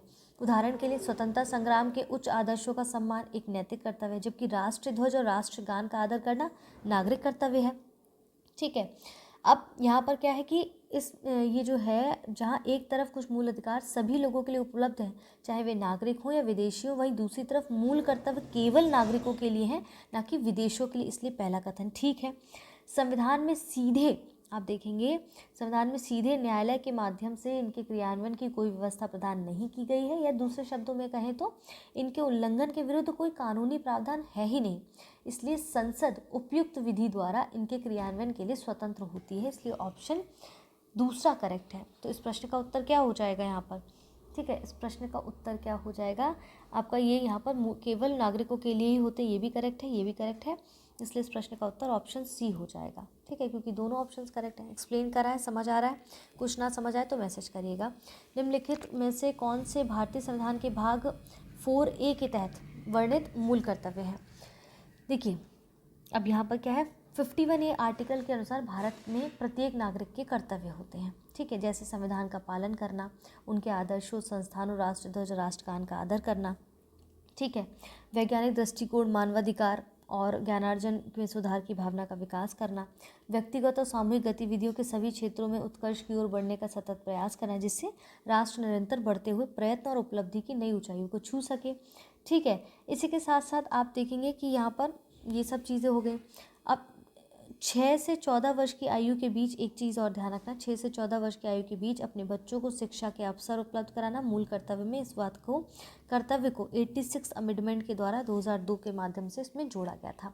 ठीक है, कहने का तात्पर्य यहाँ पर क्या है कि बी ऑप्शन जो पहला दूसरा और तीसरा एकदम करेक्ट है। मतदान करना जो है वो इसके अंतर्गत नहीं है। जाके आज पूरा फंडामेंटल ड्यूटीज़ को एक बार पढ़ जाइएगा, जितनी भी ड्यूटीज़ हैं, ठीक है, उससे डायरेक्ट इस तरह से प्रश्न बनता है जैसे यहाँ पर दिया गया है।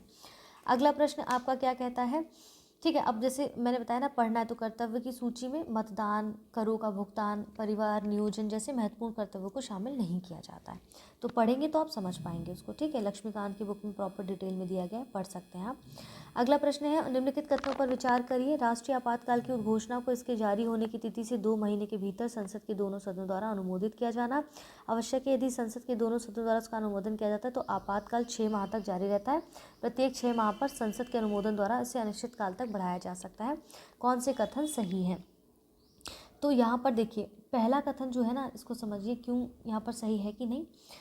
यहाँ पर है अनुच्छेद 352 की बात कर रहे हैं। राष्ट्रीय आपातकाल की उद्घोषणा को इसके जारी होने के समय से 1 महीने के अंदर संसद के दोनों सदनों के द्वारा अनुमोदित किया जाना ज़रूरी होता है। ठीक है, इसकी उद्घोषणा संविधान के आर्टिकल 352 की तरह वर्णित की गई है और संसद के द्वारा अनुमोदन की गई समय सीमा को 2 महीना था, लेकिन 1978 के 44 अमेंडमेंट के द्वारा इसे कम किया गया है, इसलिए कथन एक सही नहीं है।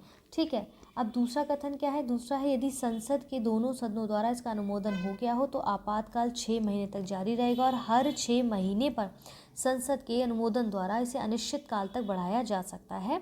और आवधिक संसदीय अनुमोदन का ये प्रावधान भी 1978 के 44वें संविधान संशोधन द्वारा जोड़ा गया है, इसलिए कथन दूसरा सही है।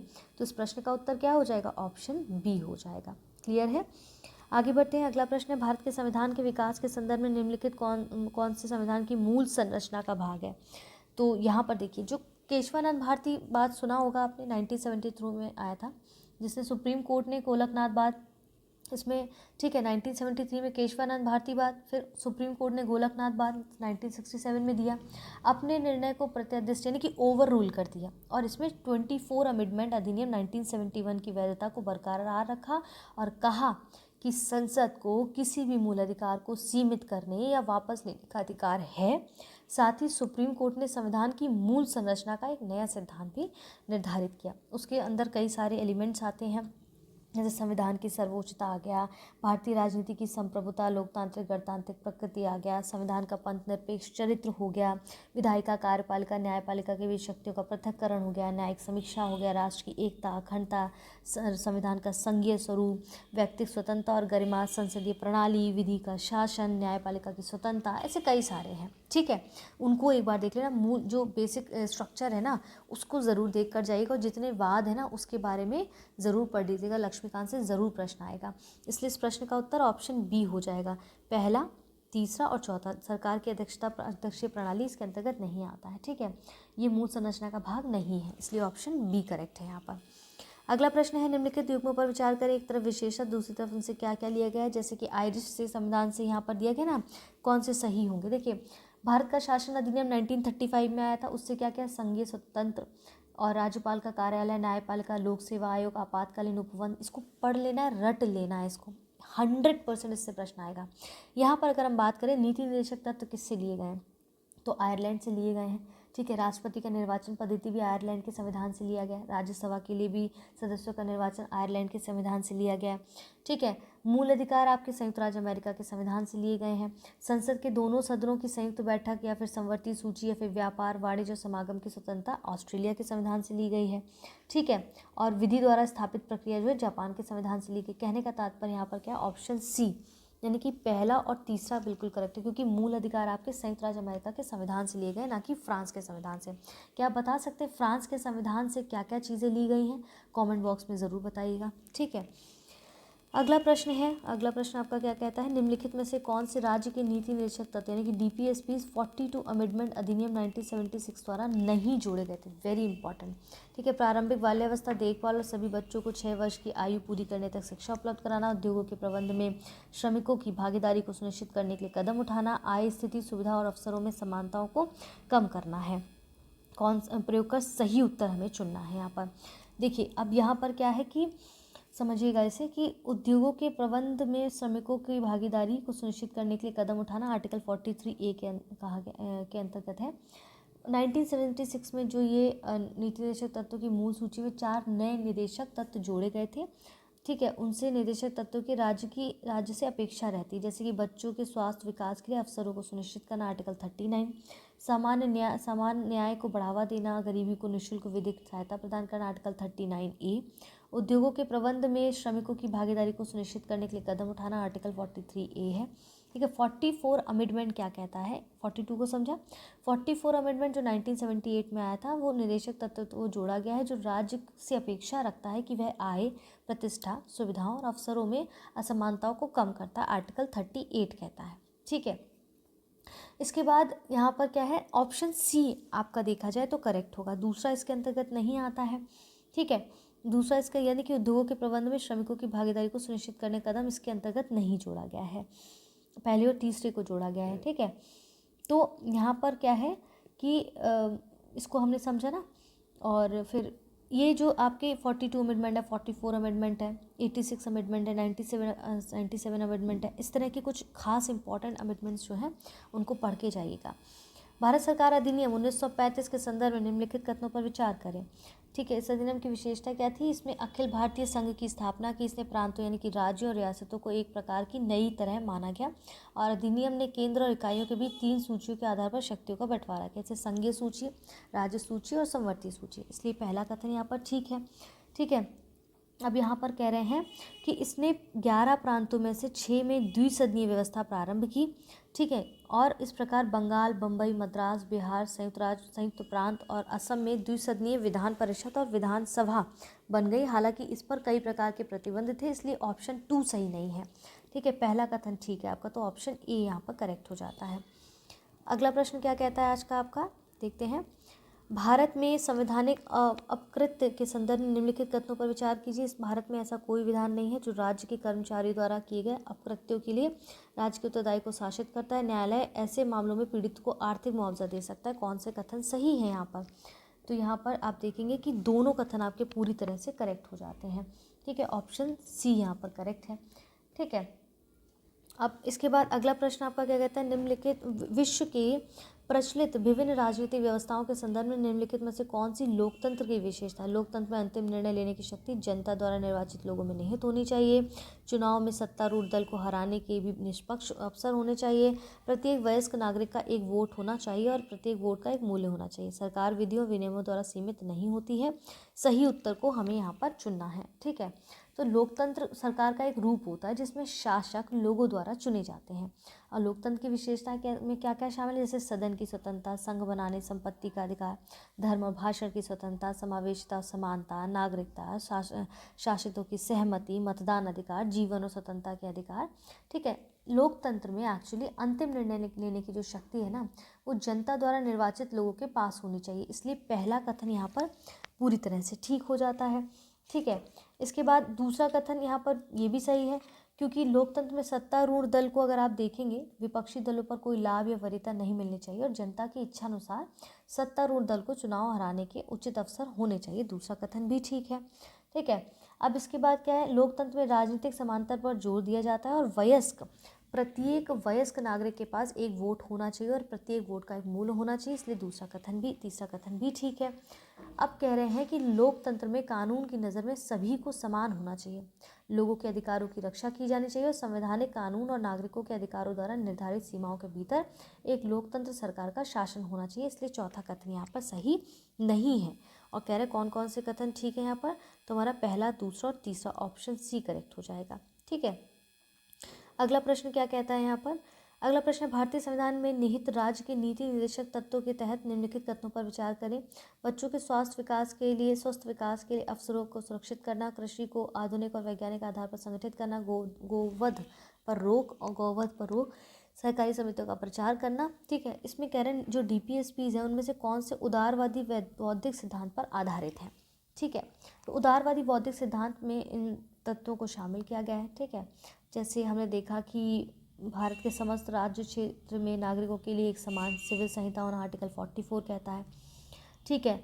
अब यहाँ पर क्या दे रहे हैं कि गोवध पर रोक और सहकारी समितियों का प्रचार गांधीवादी विचारधारा से संबंधित है, पहली चीज़। ठीक है। बच्चों के स्वस्थ विकास के लिए अवसरों को सुनिश्चित करना ये समाजवाद की विचारधारा से संबंधित है, जबकि डीपीएसपीस की बात कर रहे हैं ना। कृषि और पशुपालन को आधुनिक और वैज्ञानिक प्रणालियों को व्यवस्थित करना, ये आपका डीपीएसपीस के अंतर्गत आएगा। तो कहने का तात्पर्य ये है कि ऑप्शन बी यहाँ पर आप देखेंगे केवल 2 कथन यहाँ पर करेक्ट हो जाता है। ठीक है, आगे बढ़े अब हम। चलिए, अगला प्रश्न है, लोगों को मतदान का अधिकार देने के मामले में भारत अग्रणी रहा है, इसमें से निम्नलिखित में से कौन सा देश और देशों ने भारत के बाद सार्वभौमिक वयस्क मताधिकार प्रदान किया? संयुक्त राज्य अमेरिका, जापान, फ्रांस। सही उत्तर चुनना, केवल एक और तीन, 2 और 3, 1, 2 और 3। देखिए यहाँ पर क्या है कि आप देखेंगे कि 1944 में उसको ना समझ के इसको समझिए। देखिए यहाँ पर सार्वभौमिक वयस्क मताधिकार किसने प्रदान किया? संयुक्त राज्य अमेरिका ने प्रदान किया। ऑप्शन ए यहाँ पर करेक्ट है। ठीक है, अगला प्रश्न है, संविधान सभा में निम्नलिखित में से कौन से कथनों पर विचार करना है संविधान सभा के संदर्भ में? तो 9 दिसंबर 1946 को संविधान सभा की पहली बैठक हुई और 13 दिसंबर 1946 को जवाहरलाल नेहरू ने सभा में ऐतिहासिक उद्देश्य प्रस्ताव पेश किया। इसे संवैधानिक संरचना के मूल सिद्धांतों और दर्शन को निर्धारित किया गया और इस प्रस्ताव को 22 जनवरी 1947 को सभा द्वारा सर्वसम्मति से स्वीकार कर लिया गया। ठीक है, अब यहाँ पर कह रहे हैं 3 जून 1947 को भारत के विभाजन के लिए पेश की गई माउंट बेटन योजना को स्वीकार के बाद अधिकांश रियासतों के प्रतिनिधियों ने संविधान सभा में अपना स्थान ग्रहण कर लिया और भारतीय डोमिनियन से मुस्लिम लीग के सदस्य की भी सभा इसमें शामिल हो गई। ठीक है, अब बात करते हैं, जब भी सभा की बैठक संविधान सभा के रूप में होती थी तो अध्यक्षता डॉक्टर राजेंद्र प्रसाद करते थे।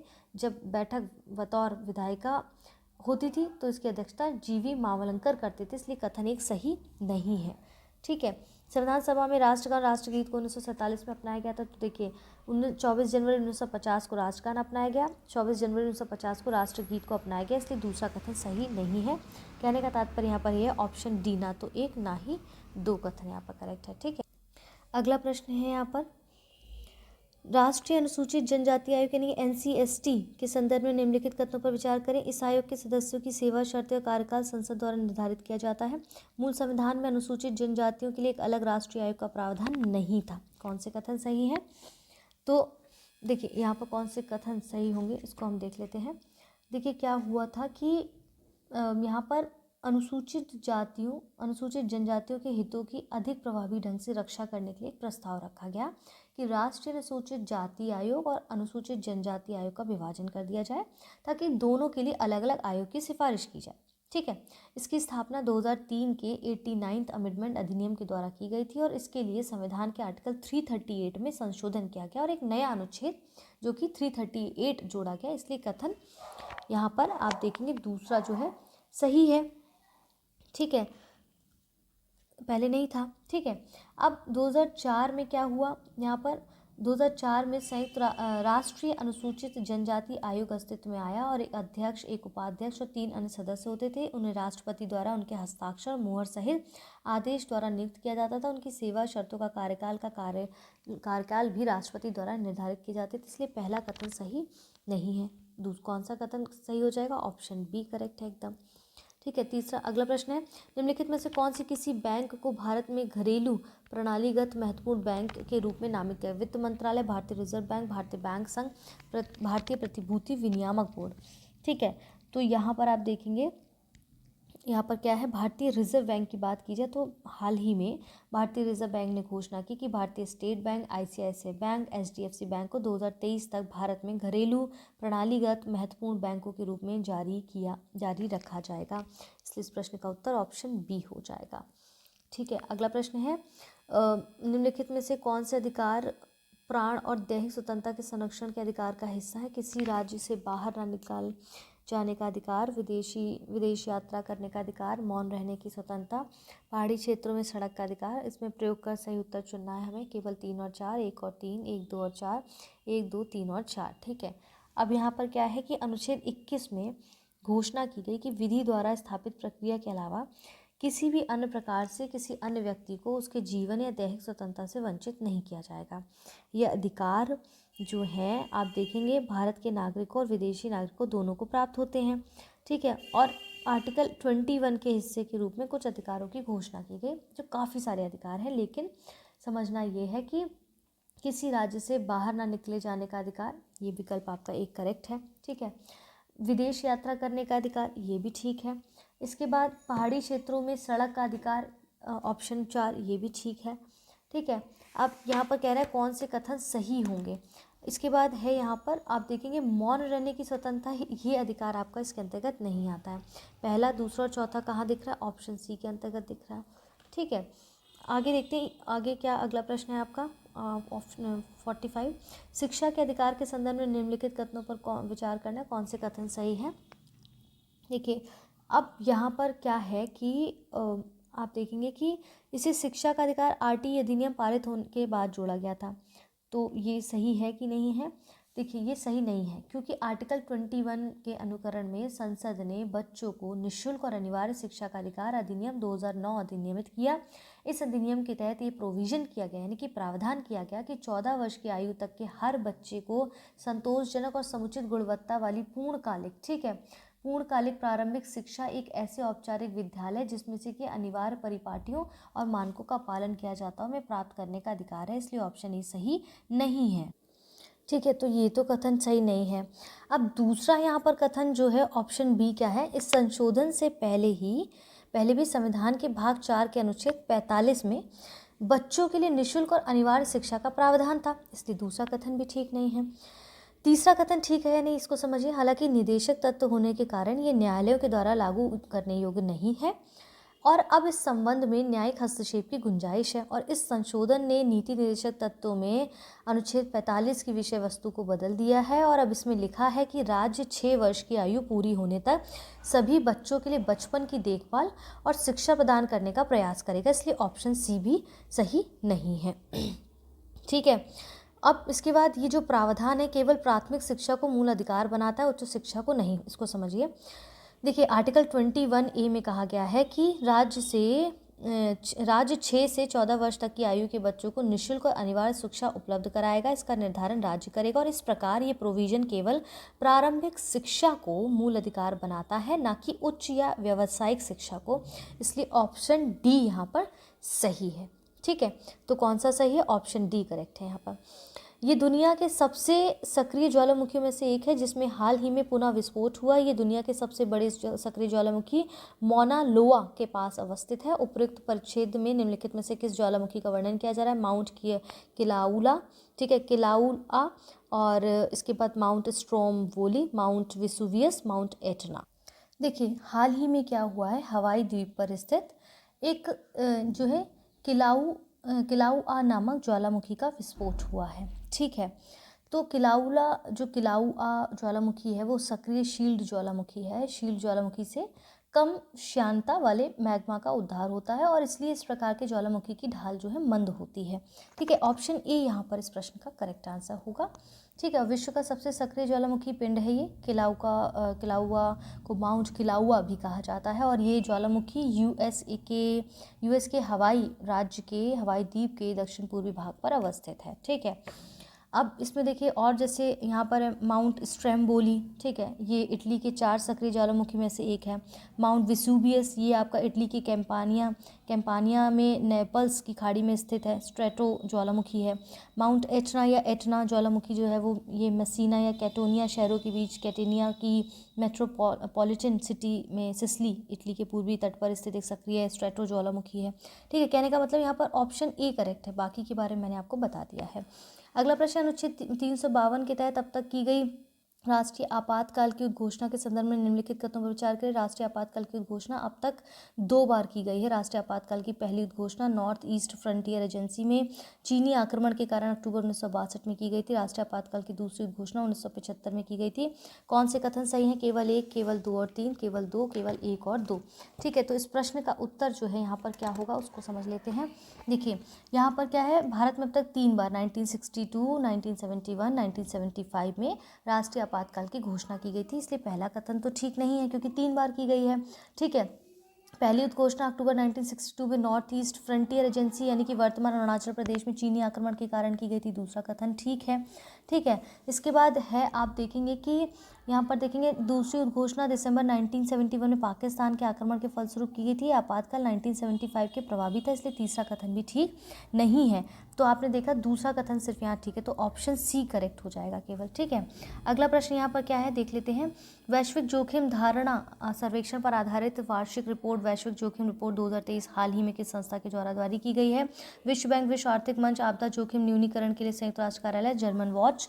तो ये आपकी की गई है जर्मन वॉच के विश्व आर्थिक मंच के द्वारा। ठीक है, किसके द्वारा की गई है ये? देखेंगे आप कि विश्व आर्थिक मंच ने वैश्विक जोखिम रिपोर्ट जो है प्रकाशित की है। अगला प्रश्न है, प्रस्तावना में निहित शब्दों में निम्नलिखित कथनों पर विचार करें। गणतंत्र शब्द जर्मन संविधान से लिया गया है। प्रस्तावना में न्याय के आदर्शों को सोवियत संघ संविधान से अपनाया गया है। कौन से कथन सही है?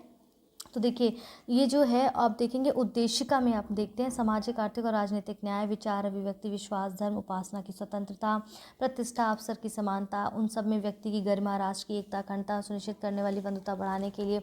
ठीक है, ये सब जो है जोड़ा गया है। ठीक है, अब यहाँ पर कह रहे हैं उद्देशिका में मौलिक कर्तव्यों, न्याय के आदर्शों यानी कि सामाजिक, आर्थिक और राजनीतिक को सोवियत संविधान की यूएसएसआर वर्तमान में रूस जो है से लिया गया है, इसलिए दूसरा कथन ठीक है यहाँ।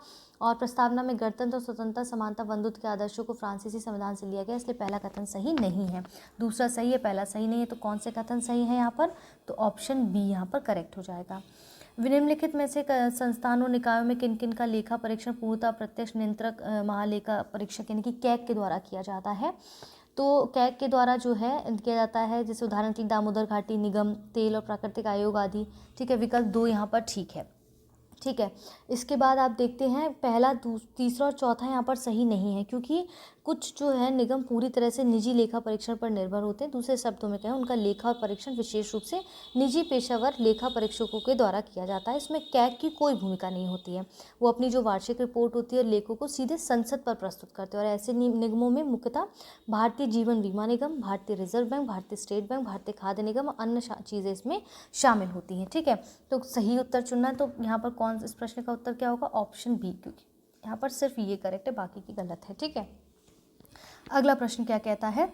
हाल के दिनों में प्राण पोर्टल निरंतर सुर्खियों में रहा है। निम्नलिखित कथनों में से इसके उद्देश्य को सर्वोत्तम रूप से स्पष्ट करता है। ये राष्ट्रीय स्वच्छ वायु कार्यक्रम के कार्यान्वयन की निगरानी के लिए समर्पित निर्मित एक पोर्टल है। ये एक दूर दराज के क्षेत्रों जहाँ शिक्षा का भौतिक बुनियादी ढांचा मौजूद नहीं है में ऑनलाइन शिक्षा प्रदान करेगा। ये ग्राम पंचायतों को अपनी ग्राम पंचायत विकास योजना तैयार करने से कार्यान्वित करने के लिए एकल इंटरफेस प्रदान करेगा। ठीक है, और इसके बाद ये राज्य सरकार के सेवानिवृत्त कर्मचारियों को पेंशन का समस्या रहित विवरण भी प्रस्तुत करेगा। ठीक है, तो यहाँ पर ऑप्शन देख रहा है, कह रहा है कि उन उद्देश्यों को स्पष्ट रूप से स्पष्ट करता है। ठीक है, देखिए हाल ही में क्या हुआ है, centre for research and energy and clean air के द्वारा एक रिपोर्ट जारी की गई। इसके अनुसार राष्ट्रीय स्वच्छ वायु कार्यक्रम की शुरुआत 4 वर्ष के बाद आने वाले वर्ष की तुलना में, मतलब पिछले वर्ष की तुलना में वित्त वर्ष 2021-22 में 131 शहरों में से केवल 49 में वायु की गुणवत्ता में सुधार हुआ। और वायु प्रदूषण पर अंकुश लगाने के लिए NCAP भारत की पहली राष्ट्र नीति है। ठीक है, तो ये समझ गए आप। इस और देखेंगे प्राण का जो पूर्ण रूप जो गैर प्राप्ति वाले शहरों में वायु प्रदूषण के विनियमन के लिए पोर्टल प्राण यानी कि portal for regulation of air pollution in non attainment cities. ठीक है, तो ये आपका ऑप्शन ए यहाँ पर करेक्ट हो जाता है। क्लियर है? अब यहाँ पर कह रहे हैं कौन सा स्पष्ट रूप से व्याख्या करता है, तो ऑप्शन ए आपका पूरी तरह से करता है। अगला प्रश्न आपका क्या हो जाता है यहाँ पर, भारतीय संविधान के तहत निम्नलिखित में से कौन अधिकार और विशेषाधिकार केवल भारत के नागरिकों को प्रदान है, विदेशियों को नहीं? ठीक है, यहाँ पर कुछ ऑप्शंस दिए गए हैं, तो हम देखेंगे जैसे कि धर्म, मूल, वंश, जाति, लिंग, जन्म के आधार पर भेदभाव के विरुद्ध आर्टिकल 15, इसलिए विकल्प एक यहाँ पर सही है। ठीक है, फिर वाक, अभिव्यक्ति, सम्मेलन करने, संघ बनाने, संचरण, विकास, निवास और वृत्ति स्वतंत्रता का अधिकार, ये भी विकल्प सही है आपका। संसद और राज्य विधानमंडल की सदस्यता के लिए चुनाव लड़ने का जो अधिकार है। ठीक है, इसके बाद आप देखेंगे कि भारत के राष्ट्रपति, भारत के उपराष्ट्रपति, उच्चतम न्यायालय, उच्च न्यायालय के न्यायाधीश, राज्यों के राज्यपाल, भारत के महान्यायवादी, राज्यों का महाधिवक्ता जैसे कुछ सार्वजनिक पदों को धारण करने की पात्रता है, इसलिए तीसरा और चौथा भी करेक्ट है। तो कह रहे कौन कौन से सही है, तो ऑप्शन डी आपका करेक्ट हो जाता है। क्लियर है? अगला प्रश्न क्या कहता है, किसी विशेष दिन मतदान और समय राज्यसभा में 150 सदस्य उपस्थित होते हैं। इस स्थिति में संविधान के अनुच्छेद 368 के तहत संविधान संशोधन विधेयक है केवल 75 सदस्यों के समर्थन से पारित किया जा सकता है। मतदान के लिए उपस्थित सदस्यों के बहुमत के साथ पारित नहीं किया जा सकता है। न्यूनतम 100 सदस्यों के समर्थन से पारित किया जा सकता है। कम से कम 123 सदस्यों के समर्थन के बिना पारित नहीं किया जा सकता। देखिए, सबसे पहले तो क्या है कि संविधान संशोधन विधेयक को संबंधित सदन की कुल सदस्य संख्या के आधे सदस्य द्वारा समर्थित होना चाहिए। संशोधन विधेयक को सदन में उपस्थित और मतदान देने वाले सदस्यों के कम से कम 2/3 बहुमत द्वारा पारित किया जाना चाहिए। ठीक है, राज्यसभा में 245 सदस्य होते हैं और किसी भी संशोधन को न्यूनतम 123 सदस्यों द्वारा समर्थित होना अनिवार्य है। भले ही मतदान के समय केवल 150 सदस्य उपस्थित हो तो भी संशोधन विधेयक को उनमें से 123 का समर्थन मिलना अनिवार्य होता है। इसलिए ऑप्शन डी यहाँ पर करेक्ट हो जाएगा। ठीक है, अगला प्रश्न है, भारत का संविधान सभा के संदर्भ में निम्नलिखित युग्मों पर विचार करना। एक तरफ समिति और दूसरी तरफ उनके अध्यक्ष दिए गए। देखिए, संघ शक्ति समिति जवाहरलाल नेहरू के द्वारा लाई गई थी। ठीक है, करेक्ट है। इसके बाद आपकी प्रांतीय संविधान समिति सरदार पटेल के द्वारा लाई गई थी, ये गलत है, सरदार पटेल के द्वारा लाई गई थी। फिर आप देखेंगे यहाँ पर तो ऑप्शन ए यहाँ पर पूरी तरह से करेक्ट है, क्योंकि ये सरदार पटेल के द्वारा जो है प्रांतीय संविधान समिति लाई गई थी। और जो आपका संचालन समिति की यहाँ पर बात कर रहे हैं, ठीक है, यहाँ पर जो इसके बाद डॉक्टर राजेंद्र प्रसाद की जो बात कर रहे हैं यहाँ पर करेक्ट नहीं है, इसलिए सिर्फ एक यहाँ पर ठीक दिया गया है, ऑप्शन ए। ठीक है, अगला प्रश्न है, भारतीय संविधान द्वारा गारंटीकृत सांस्कृतिक और शैक्षिक अधिकारों के संदर्भ में निम्नलिखित कथनों पर विचार करना। देखिए, अब यहाँ पर क्या है, ये जो प्रश्न है, अब यहाँ पर कह रहे हैं कि उच्चतम न्यायालय ने माना है कि ये जो अनुच्छेद है इसका दायरा अनिवार्य रूप से केवल अल्पसंख्यक वर्गों तक ही सीमित नहीं है, बल्कि आमतौर पर ऐसा माना जाता है। और ऐसा इसलिए क्योंकि इस अनुच्छेद में नागरिकों के अनुभाग पद का उपयोग किया गया है, जिसमें अल्पसंख्यक के साथ साथ बहुसंख्यक वर्ग भी शामिल है, इसलिए पहला कथन सही है। ठीक है, अब इसके बाद यहाँ पर क्या है, दूसरा क्या है कि सभी अल्पसंख्यकों को अपनी रुचि के शिक्षा संस्थानों की स्थापना करने, उनके प्रशासन करने का अधिकार होगा। दूसरा कथन भी ठीक है, क्योंकि शिक्षा संस्थानों की स्थापना प्रशासन करने का अल्पसंख्यक वर्गों का अधिकार है। दूसरा कथन भी यहाँ पर करेक्ट हो जाता है। तो कहने का तात्पर्य यहाँ पर ये है, ऑप्शन सी दोनों कथन करेक्ट है। अगला प्रश्न है, नागरिकता अधिनियम 1955 के तहत नागरिकता खोने के संदर्भ में निम्नलिखित कथनों पर विचार करें। जब कोई व्यक्ति अपनी भारतीय नागरिकता त्याग देता है तो उस व्यक्ति की प्रत्येक अवयस्क संतान की भी भारतीय नागरिकता समाप्त हो जाती है। जब कोई भारतीय नागरिक स्वेच्छा से किसी अन्य देश की नागरिकता ग्रहण कर लेता है तो उसकी भारतीय नागरिकता स्वतः समाप्त हो जाती है। कौन से कथन सही हैं?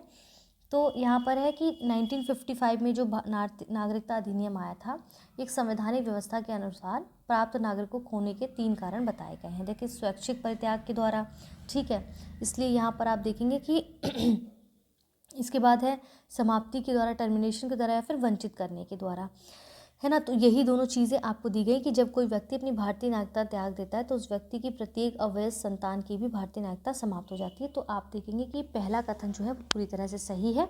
ठीक है, दूसरा कथन भी सही है कि जब कोई भारतीय नागरिक स्वेच्छा से किसी अन्य देश की नागरिकता ग्रहण कर लेता है तो उसकी भारतीय नागरिकता स्वतः समाप्त हो जाती है। कौन से कथन सही हैं? तो दोनों ऑप्शन करेक्ट हो जाते हैं आपके। राज्य मानव अधिकार आयोग, ठीक है, इसके बारे में बता रहे हैं, ये केवल राज्य सूची समवर्ती सूची में उल्लिखित विषयों के संबंध में मानवाधिकारों के उल्लंघन की जांच कर सकता है। यदि किसी मामले की जांच पहले से ही राष्ट्रीय मानवाधिकार आयोग के द्वारा की जा रही हो तो राज्य मानवाधिकार आयोग उस मामले की जांच नहीं कर सकता है। कौन से कथन सही है? केवल एक, केवल दो, एक और दो, दोनों, ना तो एक ना ही दो। देखिए, यहाँ पर दोनों कथन आपके ठीक है। ठीक है, दोनों कथन ही ठीक है यहाँ पर, इसलिए ऑप्शन सी करेक्ट हो जाएगा। अगला प्रश्न है यहाँ पर, अगला प्रश्न क्या कहता है, देखते हैं। नीति आयोग के उपाध्यक्ष के संदर्भ में निम्नलिखित कथनों पर कौन से सही हैं? इनकी नियुक्ति प्रधानमंत्री द्वारा की जाती है। इनका पद राज्य मंत्री के समकक्ष होता है। वह क्षेत्रीय परिषदों की बैठकों की अध्यक्षता करता है। नीचे दिए गए कूट का प्रयोग कर सही उत्तर चुनें। केवल 2, 2 और 3, 1 और 1, 2, 3। कौन कौन से करेक्ट हैं? तो यहाँ पर देखेंगे कि जो अध्यक्ष होता है नीति आयोग का वो प्रधानमंत्री होते हैं। ठीक है, और शासी यहाँ पर गवर्निंग काउंसिल होती है, क्षेत्रीय परिषदें होती हैं।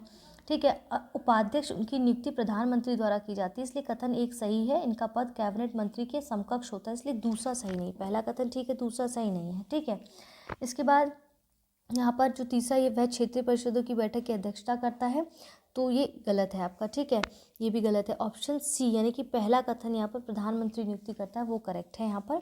ठीक है, और इसमें क्या है, अंशकालिक सदस्य होते हैं, पदेन सदस्य होते हैं, मुख्य कार्यकारी अधिकारी होते हैं, सचिवालय जैसा कोई आवश्यक समझा जाए तो होता है इसमें। ठीक है, तो नीति आयोग के बारे में थोड़ा सा पढ़ के जाइएगा, है ना। और इसके बाद आप देखेंगे कि यहाँ पर जो तीसरा कथन कह रहा था ना कि इसमें परिषदों में अध्यक्ष नीति आयोग के अध्यक्ष उनके द्वारा नामित व्यक्ति होते हैं, ये सही नहीं है, हमने देख ही लिया है अभी। सरकार की अध्यक्षीय प्रणाली के संदर्भ में निम्नलिखित कथनों पर विचार करें, कौन से सही हैं। राष्ट्रपति सरकार का वास्तविक प्रमुख होता है, राष्ट्रपति विधायिका के प्रति उत्तरदायी होता है, संयुक्त राज्य अमेरिका सरकार की अध्यक्षीय प्रणाली का अनुसरण करता है। सही उत्तर चुनना है, केवल 1 और 2, 2 और 3, 1 3, 1 2 और 3, ठीक है। तो यहाँ पर विशेषताएं रही हैं कुछ, तो राज्य का जो वास्तविक प्रमुख है, इस व्यवस्था में राज्य का प्रमुख वास्तविक कार्यकारी प्रमुख होता है, ये कथन सही है पहला, है ना। राष्ट्रपति सरकार का वास्तविक प्रमुख होता है। इसके बाद आप देखेंगे कि यहाँ पर जो है विधायिका के प्रति जवाबदेही नहीं होता है राष्ट्रपति, तो ये सही नहीं है, ठीक है, पहला सही था। इसके बाद है तीसरा, क्या कह रहे हैं, ऐसी व्यवस्था वाले देशों में संयुक्त राज्य अमेरिका, ब्राज़ील और अधिकांश लैटिन अमेरिकी देश इसमें शामिल हैं, इसलिए तीसरा यहाँ पर जो है आपका कथन सही हो जाएगा, ठीक है। कौन कौन से कथन ठीक है कह रहे हैं, तो हमारा पहला और तीसरा ठीक है, तो इस हिसाब से इस प्रश्न का उत्तर ऑप्शन सी हो जाएगा।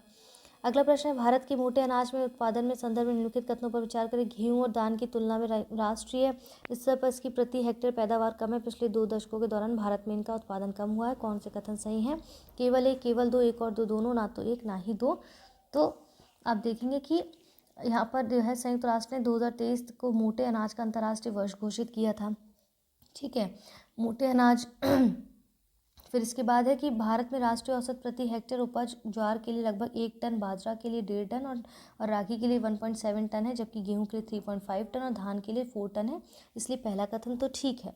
अब दूसरा कथन भी ठीक है यहाँ पर, क्योंकि 2003-04 और 2021-22 के बीच भारत के मोटे अनाज का जो उत्पादन है वास्तव में 21.32 मिलियन टन से घटकर 15.92 मिलियन टन हो गया है, इसलिए ऑप्शन 2 भी करेक्ट है यहाँ पर।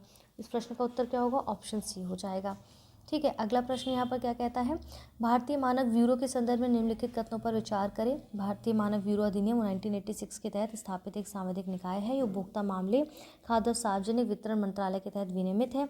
कौन से कथन सही है, केवल 1, केवल 2, 1 और 2 दोनों, ना तो 1 ना ही 2।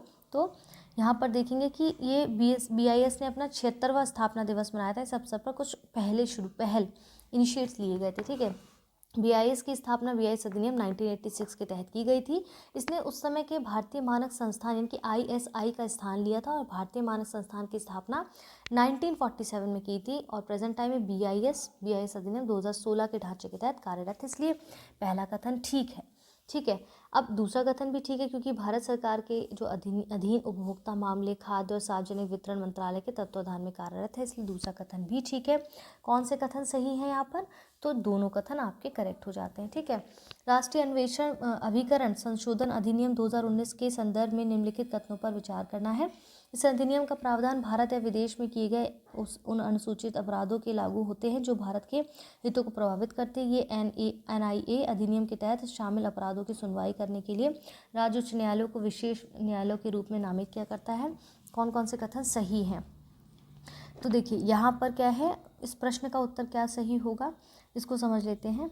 देखिए जो है NIA अधिनियम के प्रावधानों को उन व्यक्तियों पर लागू किया गया जो भारत के बाहर भारतीय नागरिकों के विरुद्ध या भारत के हितों को प्रभावित करने वाला कोई अनुसूचित अपराध करते हैं, इसलिए पहला कथन ठीक है, ठीक है।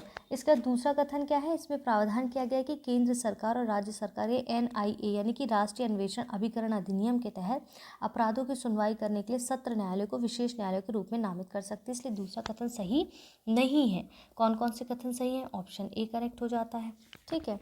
इसके बाद तीसरा 63 तक क्वेश्चन हम देखते हैं। इसका कारण ये है क्योंकि ये वीडियो आपका थोड़ा लंबा है, ठीक है, इसको 2 पार्ट में मैं दे दूँगी। दूसरा पार्ट में आपके बाकी के 40 क्वेश्चन दूँगी, आप देखिए और बताइएगा कि सारा एक पूरा टेस्ट आपको एक ही वीडियो में चाहिए या 2 पार्ट्स में डिवाइड करके चाहिए, ये आप मुझे कमेंट बॉक्स में बताइएगा, ठीक है। निम्नलिखित में से कौन सी भारतीय संविधान की संघीय विशेषताएं, द्वैध शासन पद्धति, एकीकृत न्यायपालिका, द्विसदनीय व्यवस्था, लिखित संविधान, तो कौन से कथन सही है, चुनाव करना है हमें।